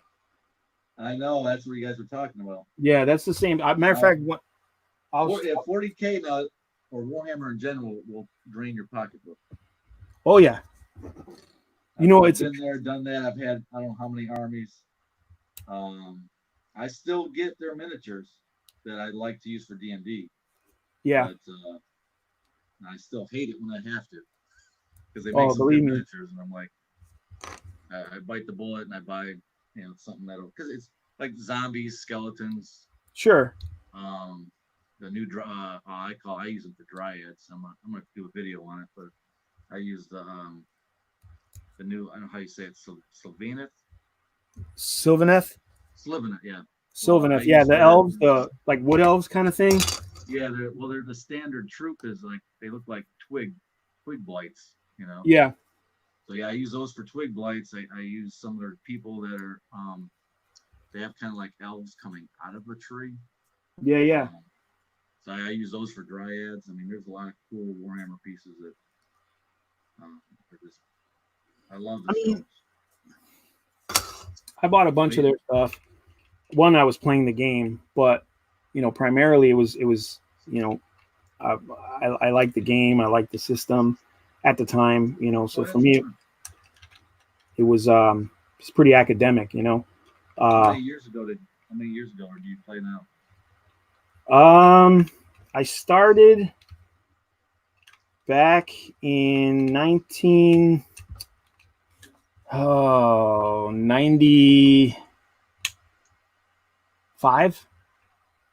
Okay. I want to say 95. No. Yes, about 94, 95. That'd be probably pretty close to when I started, I think, because I graduated in 90. And I think it was somewhere after that. Yeah, I got I was playing a game called Warzone, and it was based on the Mutant Chronicles board game from Milton Bradley. Okay, so they finally made a miniatures game of it, and we were playing that. And the game store that we played at, there were guys playing 40K, and it was all the time thing. They were always there, they were always playing, and they're you guys got to come to the dark side, blah blah blah blah blah, whatever.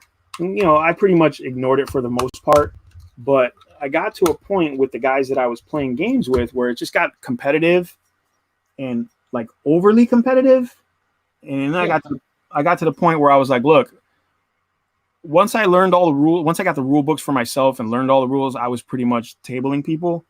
And I got to the point where I became a bad player, like my mindset was pretty much win, there was nothing else but tabling people, like that was my goal, especially if they were shit talkers or people who just had attitude or thought they were smarter than me or whatever. I was like, all right, bet money.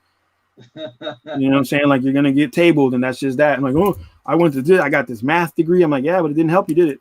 You know what I'm saying? Like, that, good for you. I even went to tournaments. I wound up at a tournament, and I got handled, by people who were really skilled, and I just didn't like the result. So I slowed down, and years later, I think in like 2002, I met a group of guys who were kind of into the modeling and the hobbying and stuff like that. And we started a gaming club, where we played the different miniature games, and we played D&D, and we played whatever, whatever board games, miniature board games and stuff like that. We broke up eventually, but I've always kept my love for the 40K universe and the Warhammer universe. And it's all, relevant, like even with D&D, you know what I'm saying? Like, you see something in 40K or Warhammer, you're like, oh, that's not an orc. This is an orc. You know what I mean? But it's all relevant. It all works together. Yeah, and I know I kind of said one thing and did the other because I put them together too. You know, I played a lot of 40K. I actually had a full Tyranid army, Necrons, Tau, which that would be my closest Gundam stuff I ever had. And I thought they were really cool. I really liked them. I liked their laser shots all the way across the table, 72 inches, and I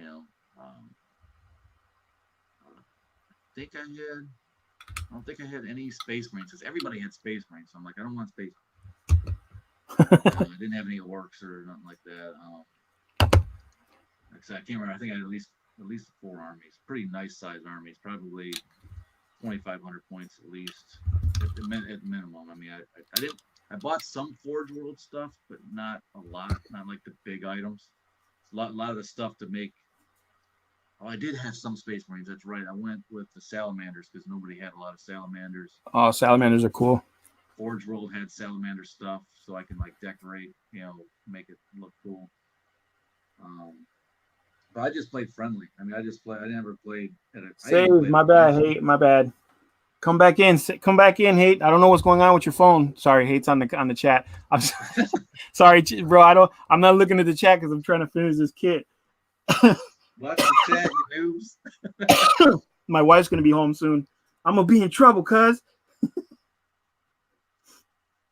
E6, E3, and E7. All right.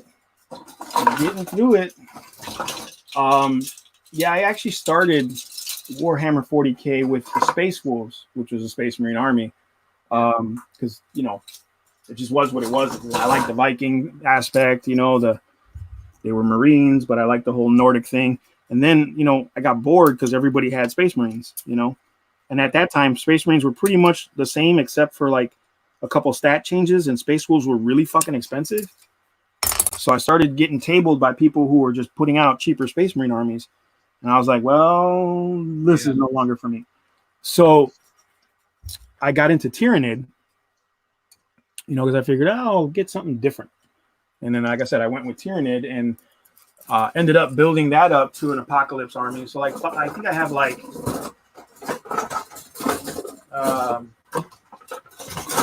like 5,000 points, maybe a little more of Tyranid by today's standard.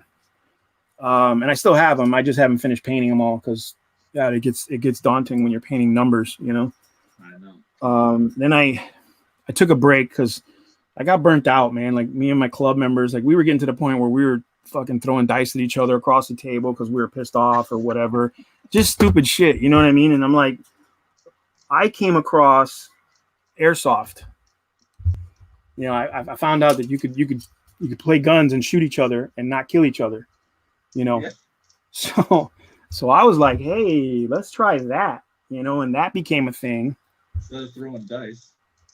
Yeah, exactly. And we had a club, an airsoft club, and I had like 3 chapters, like in different counties, and that got to the point where it got too big. You know what I'm saying? It got so big it was just like, all right, I can't handle all this, like I couldn't keep everybody in line. And, we were great on the field, right? Like as a team, we were phenomenal, but it just, just all the bullshit that came with it. It was so frustrating. It was like, and then I got hurt. I actually was at a game.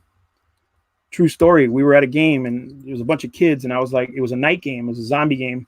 And I was telling them during the briefing, I'm like, hey, listen, I know you're excited and you're nervous and you're scared because it's dark, but everybody here has like professional police grade flashlights. Like you don't need to shine them in people's eyes. Just point them down and you can see where you're going. If that's why you need it, because, you're going to blind somebody. And I kid you not, man, 5 minutes into the game, I was waiting in a building for somebody to tag them because I was a zombie, and I came out. The kid flashed me in the eyes because he got scared, right? Because who knew a zombie was going to come out at you in a zombie game? Yeah. And he panicked. He flashed me with his flashlight, and it was one of them surefires. You know what I mean? I could not see. So I was like, all right, motherfucker, not heeding warning. So I was like, I'm going to step to your side because I'm going to get out of your way because you're an asshole. When I stepped to the side, I had no clue there was a ledge there, and it was about a 2-foot drop. So I fell and I landed on my forearm. I broke my shoulder bone, my collarbone, and my femur, not my femur. This bone up here, the bone that connects to the shoulder, completely shattered it. So that was it for airsoft for me for like a year and a half, and because I was the president of the club and I wasn't the president of the club for a year and a half, the club fell apart, disappeared. Everybody went their own ways, so I've played on and off since then. But ever since I had my surgery, I haven't played, I haven't been able to. Hopefully I'll be able to get back to it within the year. Because I do miss it. It was great exercise, good fun, a lot of cool people. But yeah, I just got into that. Then once I stopped playing airsoft, I realized I had a lot of shit sitting around in bins and cabinets and, in buckets, Tyranid coming out of everywhere. And 8th edition came out for 40K and they released the Death Guard army, which I've been waiting for like thousands of years. And I fell for it, like they got me. They saw me coming, bro. They knew what I was waiting for, and they saw me and they threw it at me, and I was like, yep, I'll take it. Just take my money. But admittedly, to be fair, their models have gotten so good in the last 10 years. You know what I mean? Like I can't even complain, right? Because just the sculpts alone have gotten so much better. I know, I'm telling you, they're a little bit for D&D for my purposes, because that's the only game I play, and because I got multiple campaigns going. There he is. Hey, what's up? Hey, my dude. I can't hear you, bro.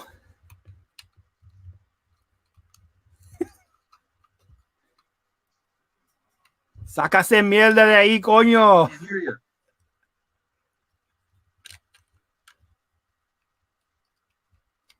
But yeah, so you're just doing D&D right now? Yeah, primarily because it takes up all my time trying to, collecting and painting.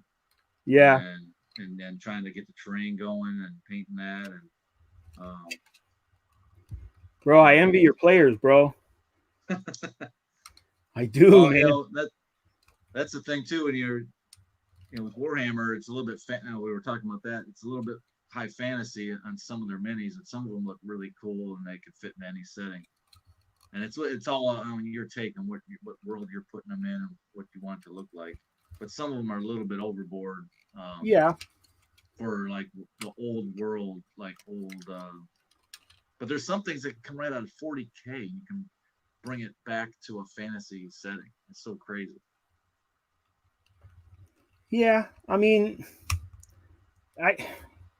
the funny thing about it is, right, like I get pissed off sometimes because they raise their prices, and I love the miniatures, right? And I like, my biggest thing is the hobby section, the hobby part of it, the building and the scratch building and the painting, and especially scenery. I love fucking scenery. Anybody that knows me will tell you I have way too much scenery, and I'm constantly looking at new stuff, Yeah, I've got that Warhammer.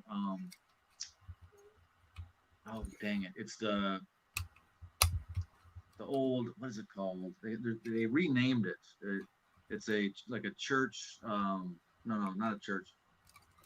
Mausoleum and the old. Yeah, the Garden of Moor.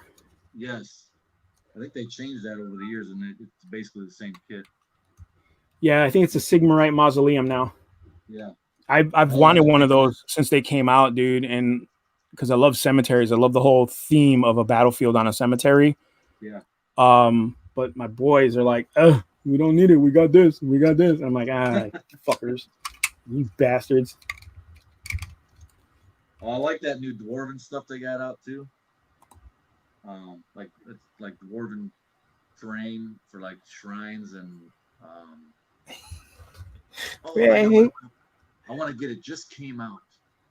It's in Sigmar, I think. It's got like this sphere, and it's got a bunch of gears. There he is. I still can't hear him. I can't hear him either. I don't know what's up, bro. Hold up. Let me see something. Maybe it's me, bro. I don't think it is, but maybe it is.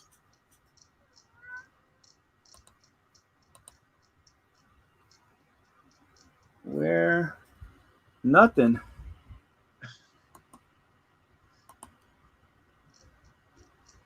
It's that Bluetooth, bro. It was working earlier.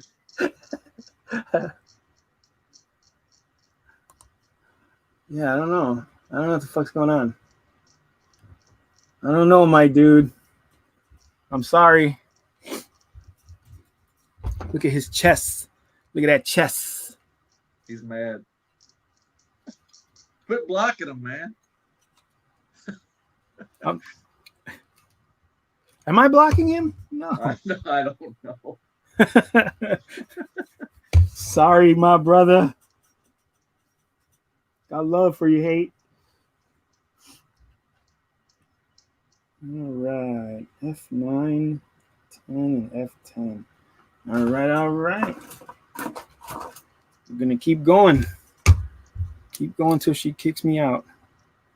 But yeah, man, there's that. I know what you're talking about. I don't know the name of it, but I know what piece you're talking about. It's that metal looking globe with all the gears that look like it spins around. I totally get. Man, that would be Okay, you can hear me now, can't you? Yeah, buddy. You're loud as okay. fuck. I know what it is. Oh, I'm sorry. I know what it is. It's not you. It's actually me. It's because I kept it was because I kept tabbing over to tell you in YouTube to let me in. Oh, and once you do that, because this mobile software is buggy. That's what it is. Cujo, do me a favor, bro. Turn up your mic so I can hear you, because I had to turn up my volume really loud to hear you. all right. Hang on a second. No, you can't hear Cujo. Yeah, I can't hear you, Cuj. Cujo's over there. He's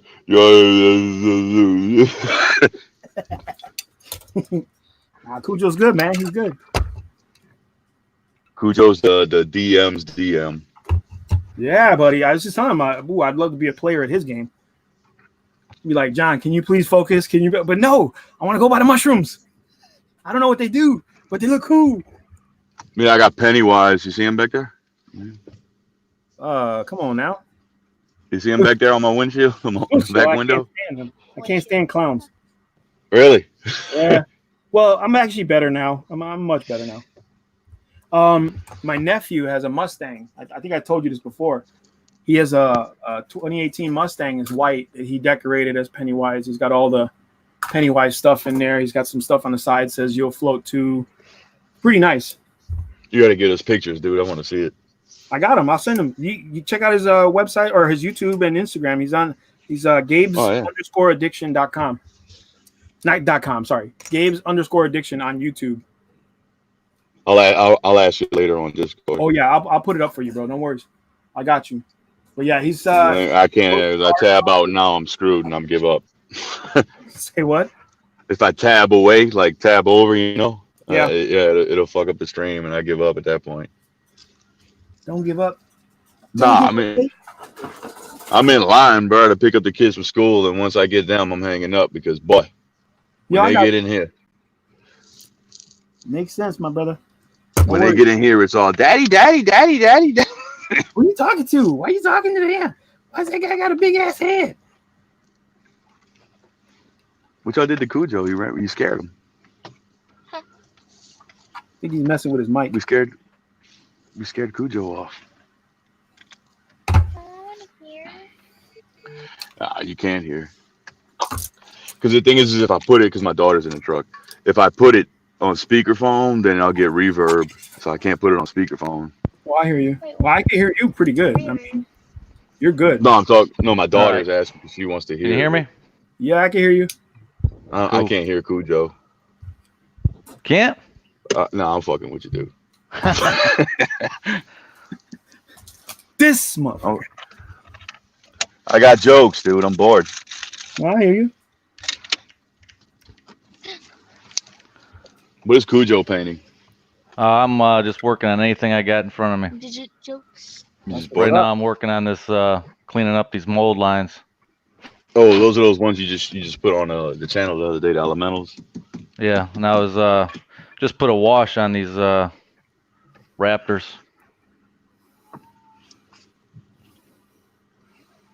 Those are Nozolas? Those are Reaper. The Raptors? Yeah, they're pretty slick. You got one kind of going to, yeah, looking around. How's it go? How's it go? Do it again. That will be if you're in my campaign. I'll give you the whole noise making. Oh, you do the sounds and everything? Oh Oh man. yeah, Oh man. you got a voice act, man. I don't like voice acting too much. Well, you're a Johnny Five. It's pretty easy. Yeah. Yeah, I just do gotta say this. Johnny Five alive over and over again. I say no. You can't make a Warforged. Oh, I'm a Warforged. Yeah, what's wrong with Warforged? Why does everybody have something against Eberron? I don't get that. No, it's just that I'm not in an Eberron campaign. You're not in an Eberron world setting. Well, I can't just fall through a fucking portal or something, man. Yeah, you It's can. D&D. You can do anything you want. That's what I'm saying. I Apparently. don't get it. I don't get it. I don't know. I don't hate Eberron, but I just never really got into the spiky drawers Mad Max thing. You know what I'm saying? Like, I love Mad Max, but I don't know. It reminded me too much of it. Like they were trying too hard. I don't know. Maybe I'm wrong. I don't know. I've looked through the book a little bit, but I haven't obviously played anything in it. And I've never played any in the older editions either. I've used Warforged monsters. You know what I'm saying? Like in my D&D game, because they came in like the miniature box sets. You know, like when you were doing they were doing the collectibles. You know. Yeah. The blind pulls. I would get those guys, and I would use them because they were pretty cool looking. You know, as a one-off thing, it was pretty cool. You know, but I just as a whole verse. No, don't do that. No. Because that sun came straight through that windshield into my face, man. I'm already white, man. You. The sun's over there. Huh? And the sun's Yeah, it's over coming. there. Yeah, it's coming straight this way. But I'll tell you what, Zero. Eberron would probably be really cool with the fast traveling. You can catch a train, a rail train, and boom, you know. They got, you can they probably got guns in Eberron? They kind of have like they're almost like magical, but it's like a gun. You know. I mean, you can have guns. You can have guns in regular Dungeons and Dragons. So I can have my freaking laser? Can I have my freaking laser for my Johnny Five laser? You want a freaking laser The beam? laser beam. You can have sharks with laser beams. I want attached to sharks their with head. laser. That's right. That's what I wanted. But you can also catch a ship, airship, and Now stuff. that's And cool. yeah, Here's And- the thing. Like, as I used one in my game, I used an elven airship, right? And my players were like flabbergasted. They were like, "Whoa, preposterous! What is this? What is this voodoo?" You know, like they were like, "That's not in the game." I'm like, "Well, it is now." Like, I don't get that. That I don't get. Like I have stats for it. You know what I'm saying? They're just as legit as any other creature in the game. Why would that be a surprise? Like, why would that not be a thing? Why can't it be a thing? How high fantasy or not high fantasy can you go? Right? Like, if you do the research on it, I thought at first I was like, oh, airships. Okay, come on. What do they do? Just magically float? And then when you do find out exactly how they work, that they've entrapped a elemental inside, and they're like basically using it as a slave, if you will, and using its power to put a ring around the ship and lift it off the ground and propel it like through the air, either fire or air or you could actually also make a construct and give it permanent flight.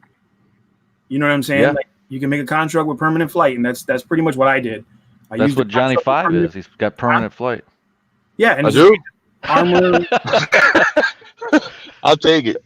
I gave it armor and hit points, and the players. And you know what's funny is there was only a few guys that were like, "That's weird. Where's that in the books?" I'm like, "It's not, motherfucker. It's a construct. I made it. It's in the first part of the monster manual. It says I can make whatever the fuck I want as long as I have the right stats."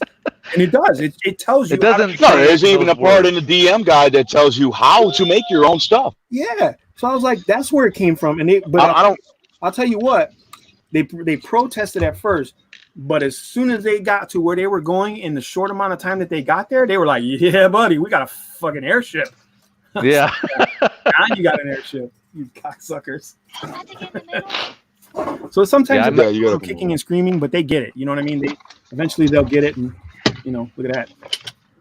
Yeah, I messed up in my last campaign. They're on their my last, I guess. Hey, I don't want to cut y'all off, but I'm about to hang up, man. I'm gonna listen. All right. I'll see you soon, bro. All right. Nice talking to you, Cujo. Oh I'll yeah, catch bud. y'all later. All All right. Later. Yeah, my last session, I guess, they're on their way to Cholt on a ship, and everything was great when they got on the ship, and I never ran ship play before, and I didn't know what to do per day, and I have some rules to go off of, and it was really kind of monotonous and boring, and like the creatures I was throwing at them, because also my characters are at like weird levels, because one got a hold of a deck of many things, and now she's level 10 or 12, or I don't know what the heck she is, and so it's really offset the party, and I throwing things at him, her perception is like perfect, so she it's hard to get surprised, so I didn't know how to handle that yet. I didn't know I've recently figured out what I'm going to do, but I wasn't role playing the traveling. I wasn't trying to figure out what's going on in the ship. I started to, but then I kind of got away from it. And the next session, on their next session, should get them all the way to Cholt. But during that process, I'm going to have different things going on the ship every day that they may have to deal with, and also I let them just kind of like, they run the ship. Hey, I want to go in the crow's nest. Hey, I'm going to go here. I'm going to do this. I'm in charge of that. No, wait a second. This isn't your ship. You're taking a ride. Right. Yeah, exactly. You're a And, passenger. and I didn't think that. I was just thinking, oh, I don't know what, it just got away from me. And I'm like, let them think that this was their ship. I'm like, no, you haven't bought the ship. You're not captain of the ship. You're not scouting for, the people running the ship are scouting ahead, looking for things. And it's their perception that might see something. So yeah, they're in a world of hate next time around. I hope it's fun though. That's what I mean. I usually had my biggest problem, like especially with perceptions, and this was before 5th, right? This is 3.5 that I was running. Yeah. I had a player who was a cleric, and he had detect evil, right? And that is such a bullshit ability, because there's no prep time, there's no necessity of value for it, right? It's just there. It's just always there. He can do it anytime he wants. There was no limit to it, right? So I got to the point where I was like, I couldn't sneak up. I couldn't present any subterfuge with villains that were like lawful evil, because lawful evil characters, they'll get right in your face. They'll shake your hands. They'll buy you drinks, because their whole goal in the end is to manipulate, right? But I couldn't, because this guy was just like, nope, detect evil. He's evil. We're not working with him. And it was just like, come on, man. So the way I circumvented it was just like, okay, well, this evil is so powerful, you don't have a level capable of detecting it, right? Like, you just have to set those boundaries. You know what I mean? Like, it's unfortunate because you kind of like feel like you're stifling players, but at the same time, you will have those hobos, those murder hobos that are like, nope, this is my abilities. It doesn't say in the book I can't do it. This is what I'm going to do, and I'm going to do it every single fucking time. And it's like, okay, well, you're ruining the campaign for everybody else, dickbag. You know what I'm saying? Yeah. Like, so rather than get into an argument or confrontation with the person, it's like, all right, well, let me just make sure when I present that type of thing, I circumvent your ability. Not all the time, right? Because you don't want to punish them for being creative, or you don't want to punish them for having the skill set planned out, right? Like, even if they did learn it from somebody else, like, hey, if you want to pull a Jimmy, do this, or if you want to pull something over the GM's eyes, do that. Whatever. I can't assume that because I don't know. All I can do is just react to it, right? Like, perfect case in point. Hate was talking about a scenario that came up. He said, what would you do if your players had summoned monster and they summoned a fairy, and then the fairy turned everybody into Tyrannosaurus Rexes, like T-Rexes? He's like, and wreck a dungeon. Like, how would you handle that? I was like, oh, that's easy. I was like, so wait a minute. I was like, so what's the big deal? He's like, well, because they're so powerful, Tyrannosaurus Rexes can pretty much wreck most things in a dungeon. And if the whole party is a group of T-Rexes, they're going to fucking kill everything. I'm like, well, not necessarily, right? There's my torso. It's looking good. So what I said was, okay, well, first of all, Tyrannosaurus is 20 feet tall. The head is 5 feet long. There's no way a Tyrannosaurus is going to be able to fit through a doorway in any dungeon. Any standard doorway, they won't be able to fit. They're going to get stuck. Second, all you got to do is create a large room, change up your dungeon, create a large room, put a chasm in it with a small, narrow bridge that can only support one person at a time. Now, do they still want to be T-Rexes? All it takes is for one of them to fall into that chasm and not know what happened. And I'm not saying I'm going to kill them, but it's like now you're out of the game for a little while because you fell in a giant chasm because you're a giant ass T-Rex on a little tiny bridge. You know what I'm saying? Now all of them are going to be like, I don't want to be a T-Rex no more. You know what I'm saying? So I'm not punishing them for being creative, but I am limiting the ridiculousness, so to say. You know, I'm limiting the fact that these guys are like, oh, we're going to take advantage of the numbers. Like, no, not today, Satan. So you said you just got to circumvent, you know, you got to be able to be reactive, you know, on the spot, you know, and say, okay, well, this is going to happen. For example, perception check is good, right? If you're on a ship, though, depending on the weather and you know, how the water is current, that might not even help you. The perception check may be like a 40, you know, and you could set that number in your head. Like, no, you didn't do it. Why you didn't do it? Because you don't know how to look for shit in the water. That's just how it is. Yeah. You know? And I mean, they'll get mad, you know, they'll be upset at first. They go, but you know, they'll understand if they're smart players and they're responsible players, they'll understand like, okay, this is for story and not just for my hobo murder. Yeah, and I'm playing with a bunch of beginner players, and they're they're all friends. They're all sitting around the table. Actually, it's my one of my good friends' son and his girlfriend and one of their friends, and then another best friend. You had what I had a couple years ago. That's actually a really good. That's a dream team, bro. Because, and I mean that in the sense that like you have the ability. You're in a position to mold good players, giving them an encounter, not so much statistically, but theatrically. You know what I'm saying? Like, keep your numbers and your stats and make them roll for initiative, their armor checks and their saves, and you know they take damage and whatever, but make it theatrical. Give them, because you're going to be the first person they ever encounter a red dragon with. You're going to be the first person they ever encounter a beholder with, and depending on how you set it up, it could, you know, if you're not trying to kill them outright, which some GMs are, I'm not going to judge. Yeah.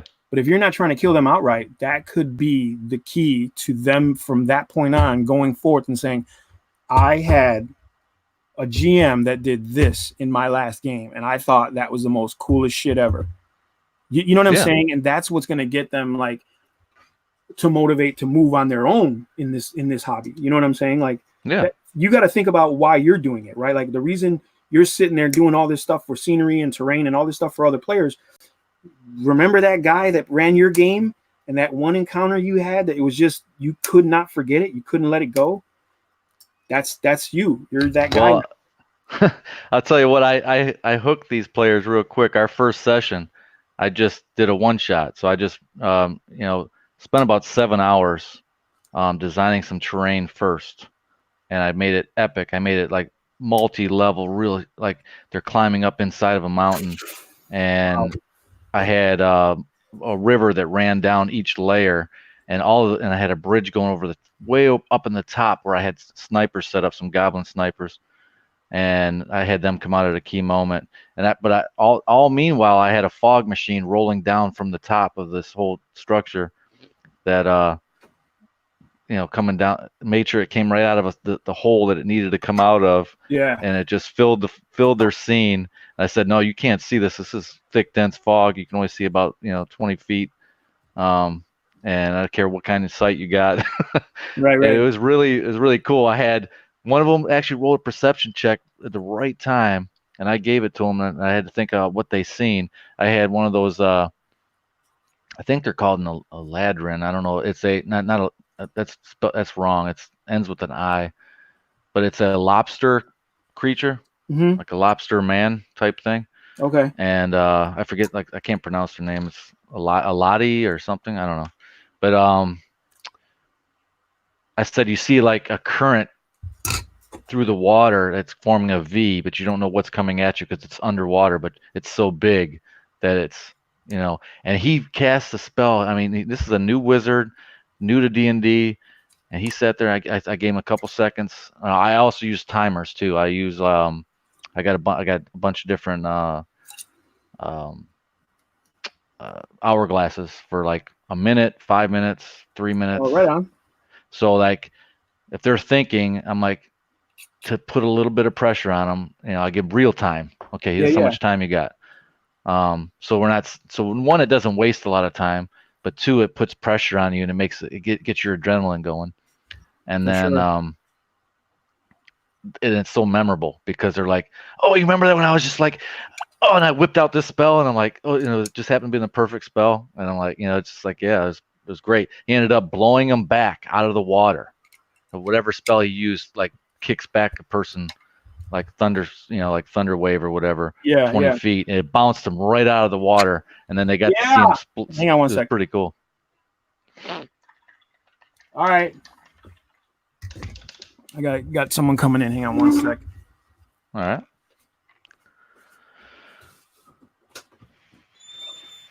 How you doing? Good. How you doing?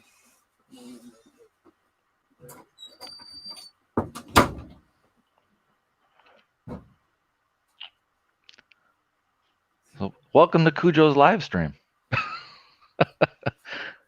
Zero's out at the moment. Say what? I just said welcome to Cujo's live stream. Hell yeah, dude, take over. Run it. Works for me, bro. I'm just getting this guy done. I want to get her done. It's gonna take you a couple days. No, I'm He's gonna get done tonight, son. Not wasting no more time. Like I said, it's actually not very difficult of a kit. It's actually pretty easy. I'm just really anal about the. Thank you. You're welcome. About the burrs, like the nubs that are left from the screw. I hate that shit. And I'm gonna repaint this thing eventually. Like I know that I'm gonna get back in it later and totally repaint it, but I don't want to leave it like that now because then I'll have to do it later, and I'll be mad at myself for leaving the shit like that. You're gonna repaint it. It comes factory painted. Well, it's factory colored, right? Like they send it. Oh, it's plastic color. Yeah. Okay, it's just molded that color. Yeah, it's molded in the proper color. So okay, technically, what I could do to finish this kit off 100, like to me, would be like a 90% completion. Would be just to panel line the whole thing with the markers, and then put the decals on, and it'll be done. Like most people, it's done. To me, it's not done because there are parts that should be painted a certain color. Like there should be some light grays in here, and stuff like that. And that's to me where I see it, and I'm I could have done that little bit more. That wasn't hard. You know what I'm saying? Like, yeah. It's one of those things I tell people. Like I've seen people do some really nice model kits. And like, especially like 40K, right? Like I'll see people paint some really cool models, but then when it comes to the bases, they skip out, right? Like they just don't do them. And I'm like, man, you're literally like killing yourself. You're shooting yourself in the foot by not painting those bases or doing something. It doesn't really matter because they're, they could be anywhere. I'm like, no, they're on a black circle, bro. That's got paint on it. Like that's where they're at. You know what I'm saying? Like, yeah. Maybe it's just me, and some people don't agree with me, but I feel like if you're gonna do something, man, do it right. Like just do it right the first time. And I tell you what, like with basing, I don't do it too much with D&D stuff, but like you said with Warhammer and something that's like you're building a specific army, you got this many numbers, that's all you're building, and maybe you add on something later, but that is it, and you're taking them everywhere, you're going places to play. With D&D, I haven't done any basing unless it already has some kind of a custom base to it. Yeah. It's so much. It's just so much work. I can always go back and base some more, but a lot of times the players, and even with my family group, I got my two boys, my daughter, her husband, and my mom. We'll all play. I even Skype her in because she's in Michigan, so I'll prop the camera up and she'll play from there. But and she's like 70. Oh wow. But yeah,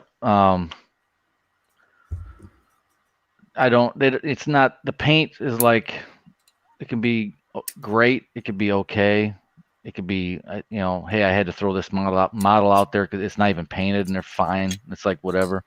They're gonna kill it and it's just gonna get removed off the table super quick. And it's not like, ooh, yeah, look how cool this paint. Oh yeah, I like what you did there, and or hey, you left that mold line. What's up with that? I just Yeah. they're not looking at anything like that. They're just kind of excited in the moment. Let's kill it and be done with it. And so yeah, I mean, and then if I have like a bunch of grass tufts and this and that, and I'm in a dungeon, it's still gonna look out of place when I set it down either with a plain black base or a grassy base. So. But I mean, if you think about it like this, right? Because I've collected miniatures for Dungeons and Dragons as well for a long, like back in the Raw Partha days, the lead and pewter days, and when I could, if I had the time, right? Like if I was literally like, well, I'm not really doing anything. I want to use this monster in the next campaign. Let me go ahead and clean her up and paint it, right? I'd put whatever because the time I use it, sure, it might be, he's in a dungeon or whatever. I'll basically take into consideration where that creature is going to basically reside. So if they're going to generally reside in a dungeon, you're going to give them a dungeon base, right? If they're generally going to reside in a grassy plain or something, then I'm going to put them on that. But if they cross over, it just happens to be that's what it is. You know what I mean? I find that. You're right. I find that players, and I do this a lot too. Again, theatrics over statistics, right? Like I don't believe you should ignore numbers and saves and initiative and anything like that. Nothing of that should be ignored. But I also believe that the theatrics of the game is what keeps people enthralled, right? Like that's what keeps people coming back. That's what keeps people remembering that they had a phenomenal time playing that game, right? So I take time for the theatrics. You know what I'm saying? If I have a monologue, you better bet your ass I'm getting my fucking monologue in. I don't care what you think you're doing today. Oh, I'm going to use my haste spell, and nope, not today. You won't, Satan, because we're not even in initiative phase right now. So you can sit there, listen to me speechify, and suck a dick. And if I want to do something specific with a monster to elongate the time that they're going to, because let's face it, most of the time these monsters, they're not really that great of a challenge face to face, like straight up in a fight. Like you enter a room, there's a dragon there waiting. He's not that great of a challenge because he's in a tiny ass little room with not a lot of space to do his thing. He's pretty much like, I'm here to die and I'm here for you guys to get experience points. Here we go.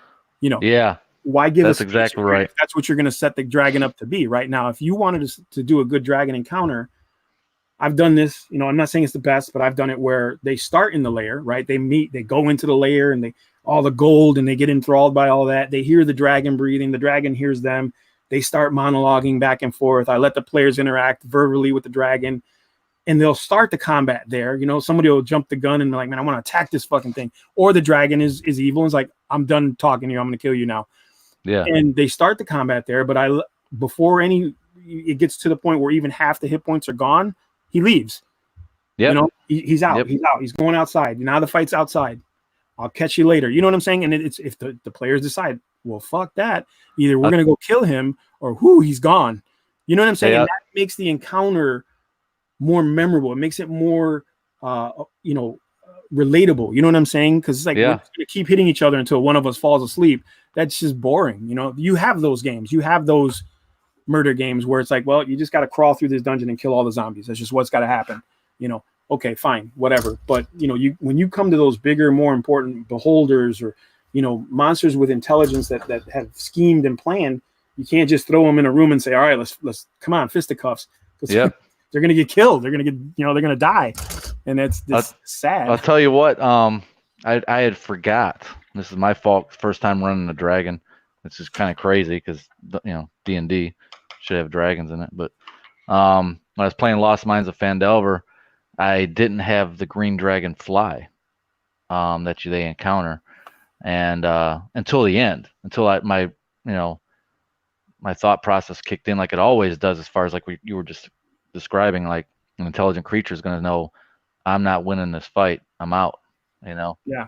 And I have fly, so fuck you. Right. And in that book. So in that one specifically, it tells you if he gets to half his hit points, he's out. That green dragon is like, nope, I'm out, because he knows he's cowardly. You know what I'm saying? Like for example, most dragons don't fly in combat. They don't like doing that. They actually like getting in and it's more visceral. The one dragon that's really good at it and likes to do it is the blue dragon. That's the one that likes to like, I'll fly away out of your range of spells and bows, but you're in my range of breath weapon and spells. And that's when you're really challenging the players, because you're not just saying, here's the monster, going ahead and do all your damage, blah, blah, blah. You're saying, no, come and get me. And I'm already hard to defeat because I'm a dragon. Now come and get me. You know what I'm saying? And those are the things like a Hydra, right? Like a Hydra is not really challenging when you know it's secrets. Neither is a troll. Trolls are really weak when you know they're secret. But if you put a troll in a sewer covered in muck and water and he surprises them, now he's a challenge, because now he's all covered in oil and water and whatever. And you can, well, it doesn't work right away. Your torches don't work right away. You know, the players may have their gear soaked because they've been in the sewer for like a day. So, you know, those are the things that you change the challenge rating of a monster. Like now a troll is no longer a 4 challenge rating. He's like a fucking 12 because he's in his element. You know what I'm saying? Oh yeah. It's like a shark. You know, people don't, I can't tell you how many times whenever my players, especially the dwarf player with full armor and plate mail, every time they got on a boat, this dude was like sweating bullets. Like he's like, please Jesus, please don't let me fall in the water because I'm gonna drown and I have no skills in swimming at all. So it was like, all right, well, this is a challenge now for you. You know what I'm saying? Whereas if you're on dry land, you would take care of business, you know. So speaking of sharks, you got to throw that hook, you know. Speaking of sharks, I haven't been able to role play this one yet or play with it in a game, but it's a zombie shark. I haven't painted it. I mean, all I did was slap some red on it and put some white over top. I haven't even. Is that? But they like the way it looked just sitting like that. I said, oh, that ain't even close to done. I just started painting it. Where's that from? That's Reaper. Oh, that's a nice looking model. Yeah, well, it didn't come with the base. I had to put a flight stand on it so that. Yeah. So it looks like it's swimming. Yeah. So I don't know how they would actually expect you. I mean, I had to drill a hole and put a buy flight stands and all that. So I'm like, I don't know how they expected you to, I guess set it on the floor, or you just set it on the ground. I didn't really want to sit flat either. Some of the Reaper minis, I'm kind of like, what were you? What was the plan? And then like some of the ones that are this here's a Reaper mini too. It's not bad. Yeah, that's nice. That's a Reaper mini? Yeah. That's not bad. I had to do a lot of filler on the tail, but oh yeah. I mean, I needed some dinosaurs anyway because they're going in the Chult and it's all dinosaurs and undead and all that stuff. So that's why I kept those toy dinosaurs that I had for my son when he was a kid. I kept them because like, no, my guys are going to Chult because that's always where they go. You know, you always send them to Chult after the adventure to finish it. That's nice. This is it's a zombie T-Rex. Yeah, I haven't, like I said, I just primed them and put a little washed them with some red. Now I got to go through and bone them out and skin them out. That's nice. But yeah, I don't do anything. I hate how I work because I have like a whole bunch of stuff in front of me. And if I got this color out, I'm like, oh yeah, this color would look good on this one. And while I got that, I'll only go ahead and hit this up and hit that. I've got a lot of things. I know what you're saying. Yeah, utilize the color while you have it out. I get it. And I'm getting a wet palette, which will help because I won't be so worried about the color and having the paint sitting on the table already. You know, I've been thinking about getting a wet palette. I'm on the fence still. That Army Painter one looks really nice. Does it? It looks really nice. It's actually sold out already. It's coming out. I think people have it. They can order it and get it in their hands. And all the hobby stores I deal with, it's sold out. Oh shit. Yeah, I think I might be able to get it right now. I just did like an internet search and I found somebody that happened to be selling it, or maybe I found it on eBay. It's like $25. Because you can get it cheaper than that. But if you that's how much the retail costs. But it's a little bit more than the other ones, but it looks like it's got a really good seal, really rugged and strong. The other ones look a little bit cheap. Everybody that's reviewed it said it's really a good value for the money. It's got a brush holders inside it and everything. Well, I'm definitely getting it. I just don't know when I'll be able to get one because it's sold out, or I'd probably already have it. At least have it ordered and on the way. Yeah, like I said, I'm on the fence still, but I think I'm gonna go that way. Just because I like, especially when I'm doing long-term projects, I'm painting armies like for my 40K games and stuff. It's like, gotta re-wet my paint, and it's almost a waste of paint. Huh. I don't see that as being what that is. That's not right. It's telling me I'm supposed to use a specific poly cap, but this piece. All right. You gotta go. Yep, I'm gonna call it right now. This is it for today. We're gonna call that a day. So I did not make it for 3 hours for sure, and I did not even make it for 2 days. So I will do this again probably tomorrow. I'll finish this up tomorrow. I think I can get it done. Bro, Make sure you hit that live stream button. Oh yeah, no shit, man. I can't believe I did that. All right, thanks, Cujo, man. I appreciate you coming on, brother. Yeah, no problem. All right, hopefully I'll see you soon. Maybe if you're on tomorrow, let me know. I'll hit you up. Okay. All right, brother. Thank you. All right, thanks. And thanks for you guys who are watching. Appreciate it.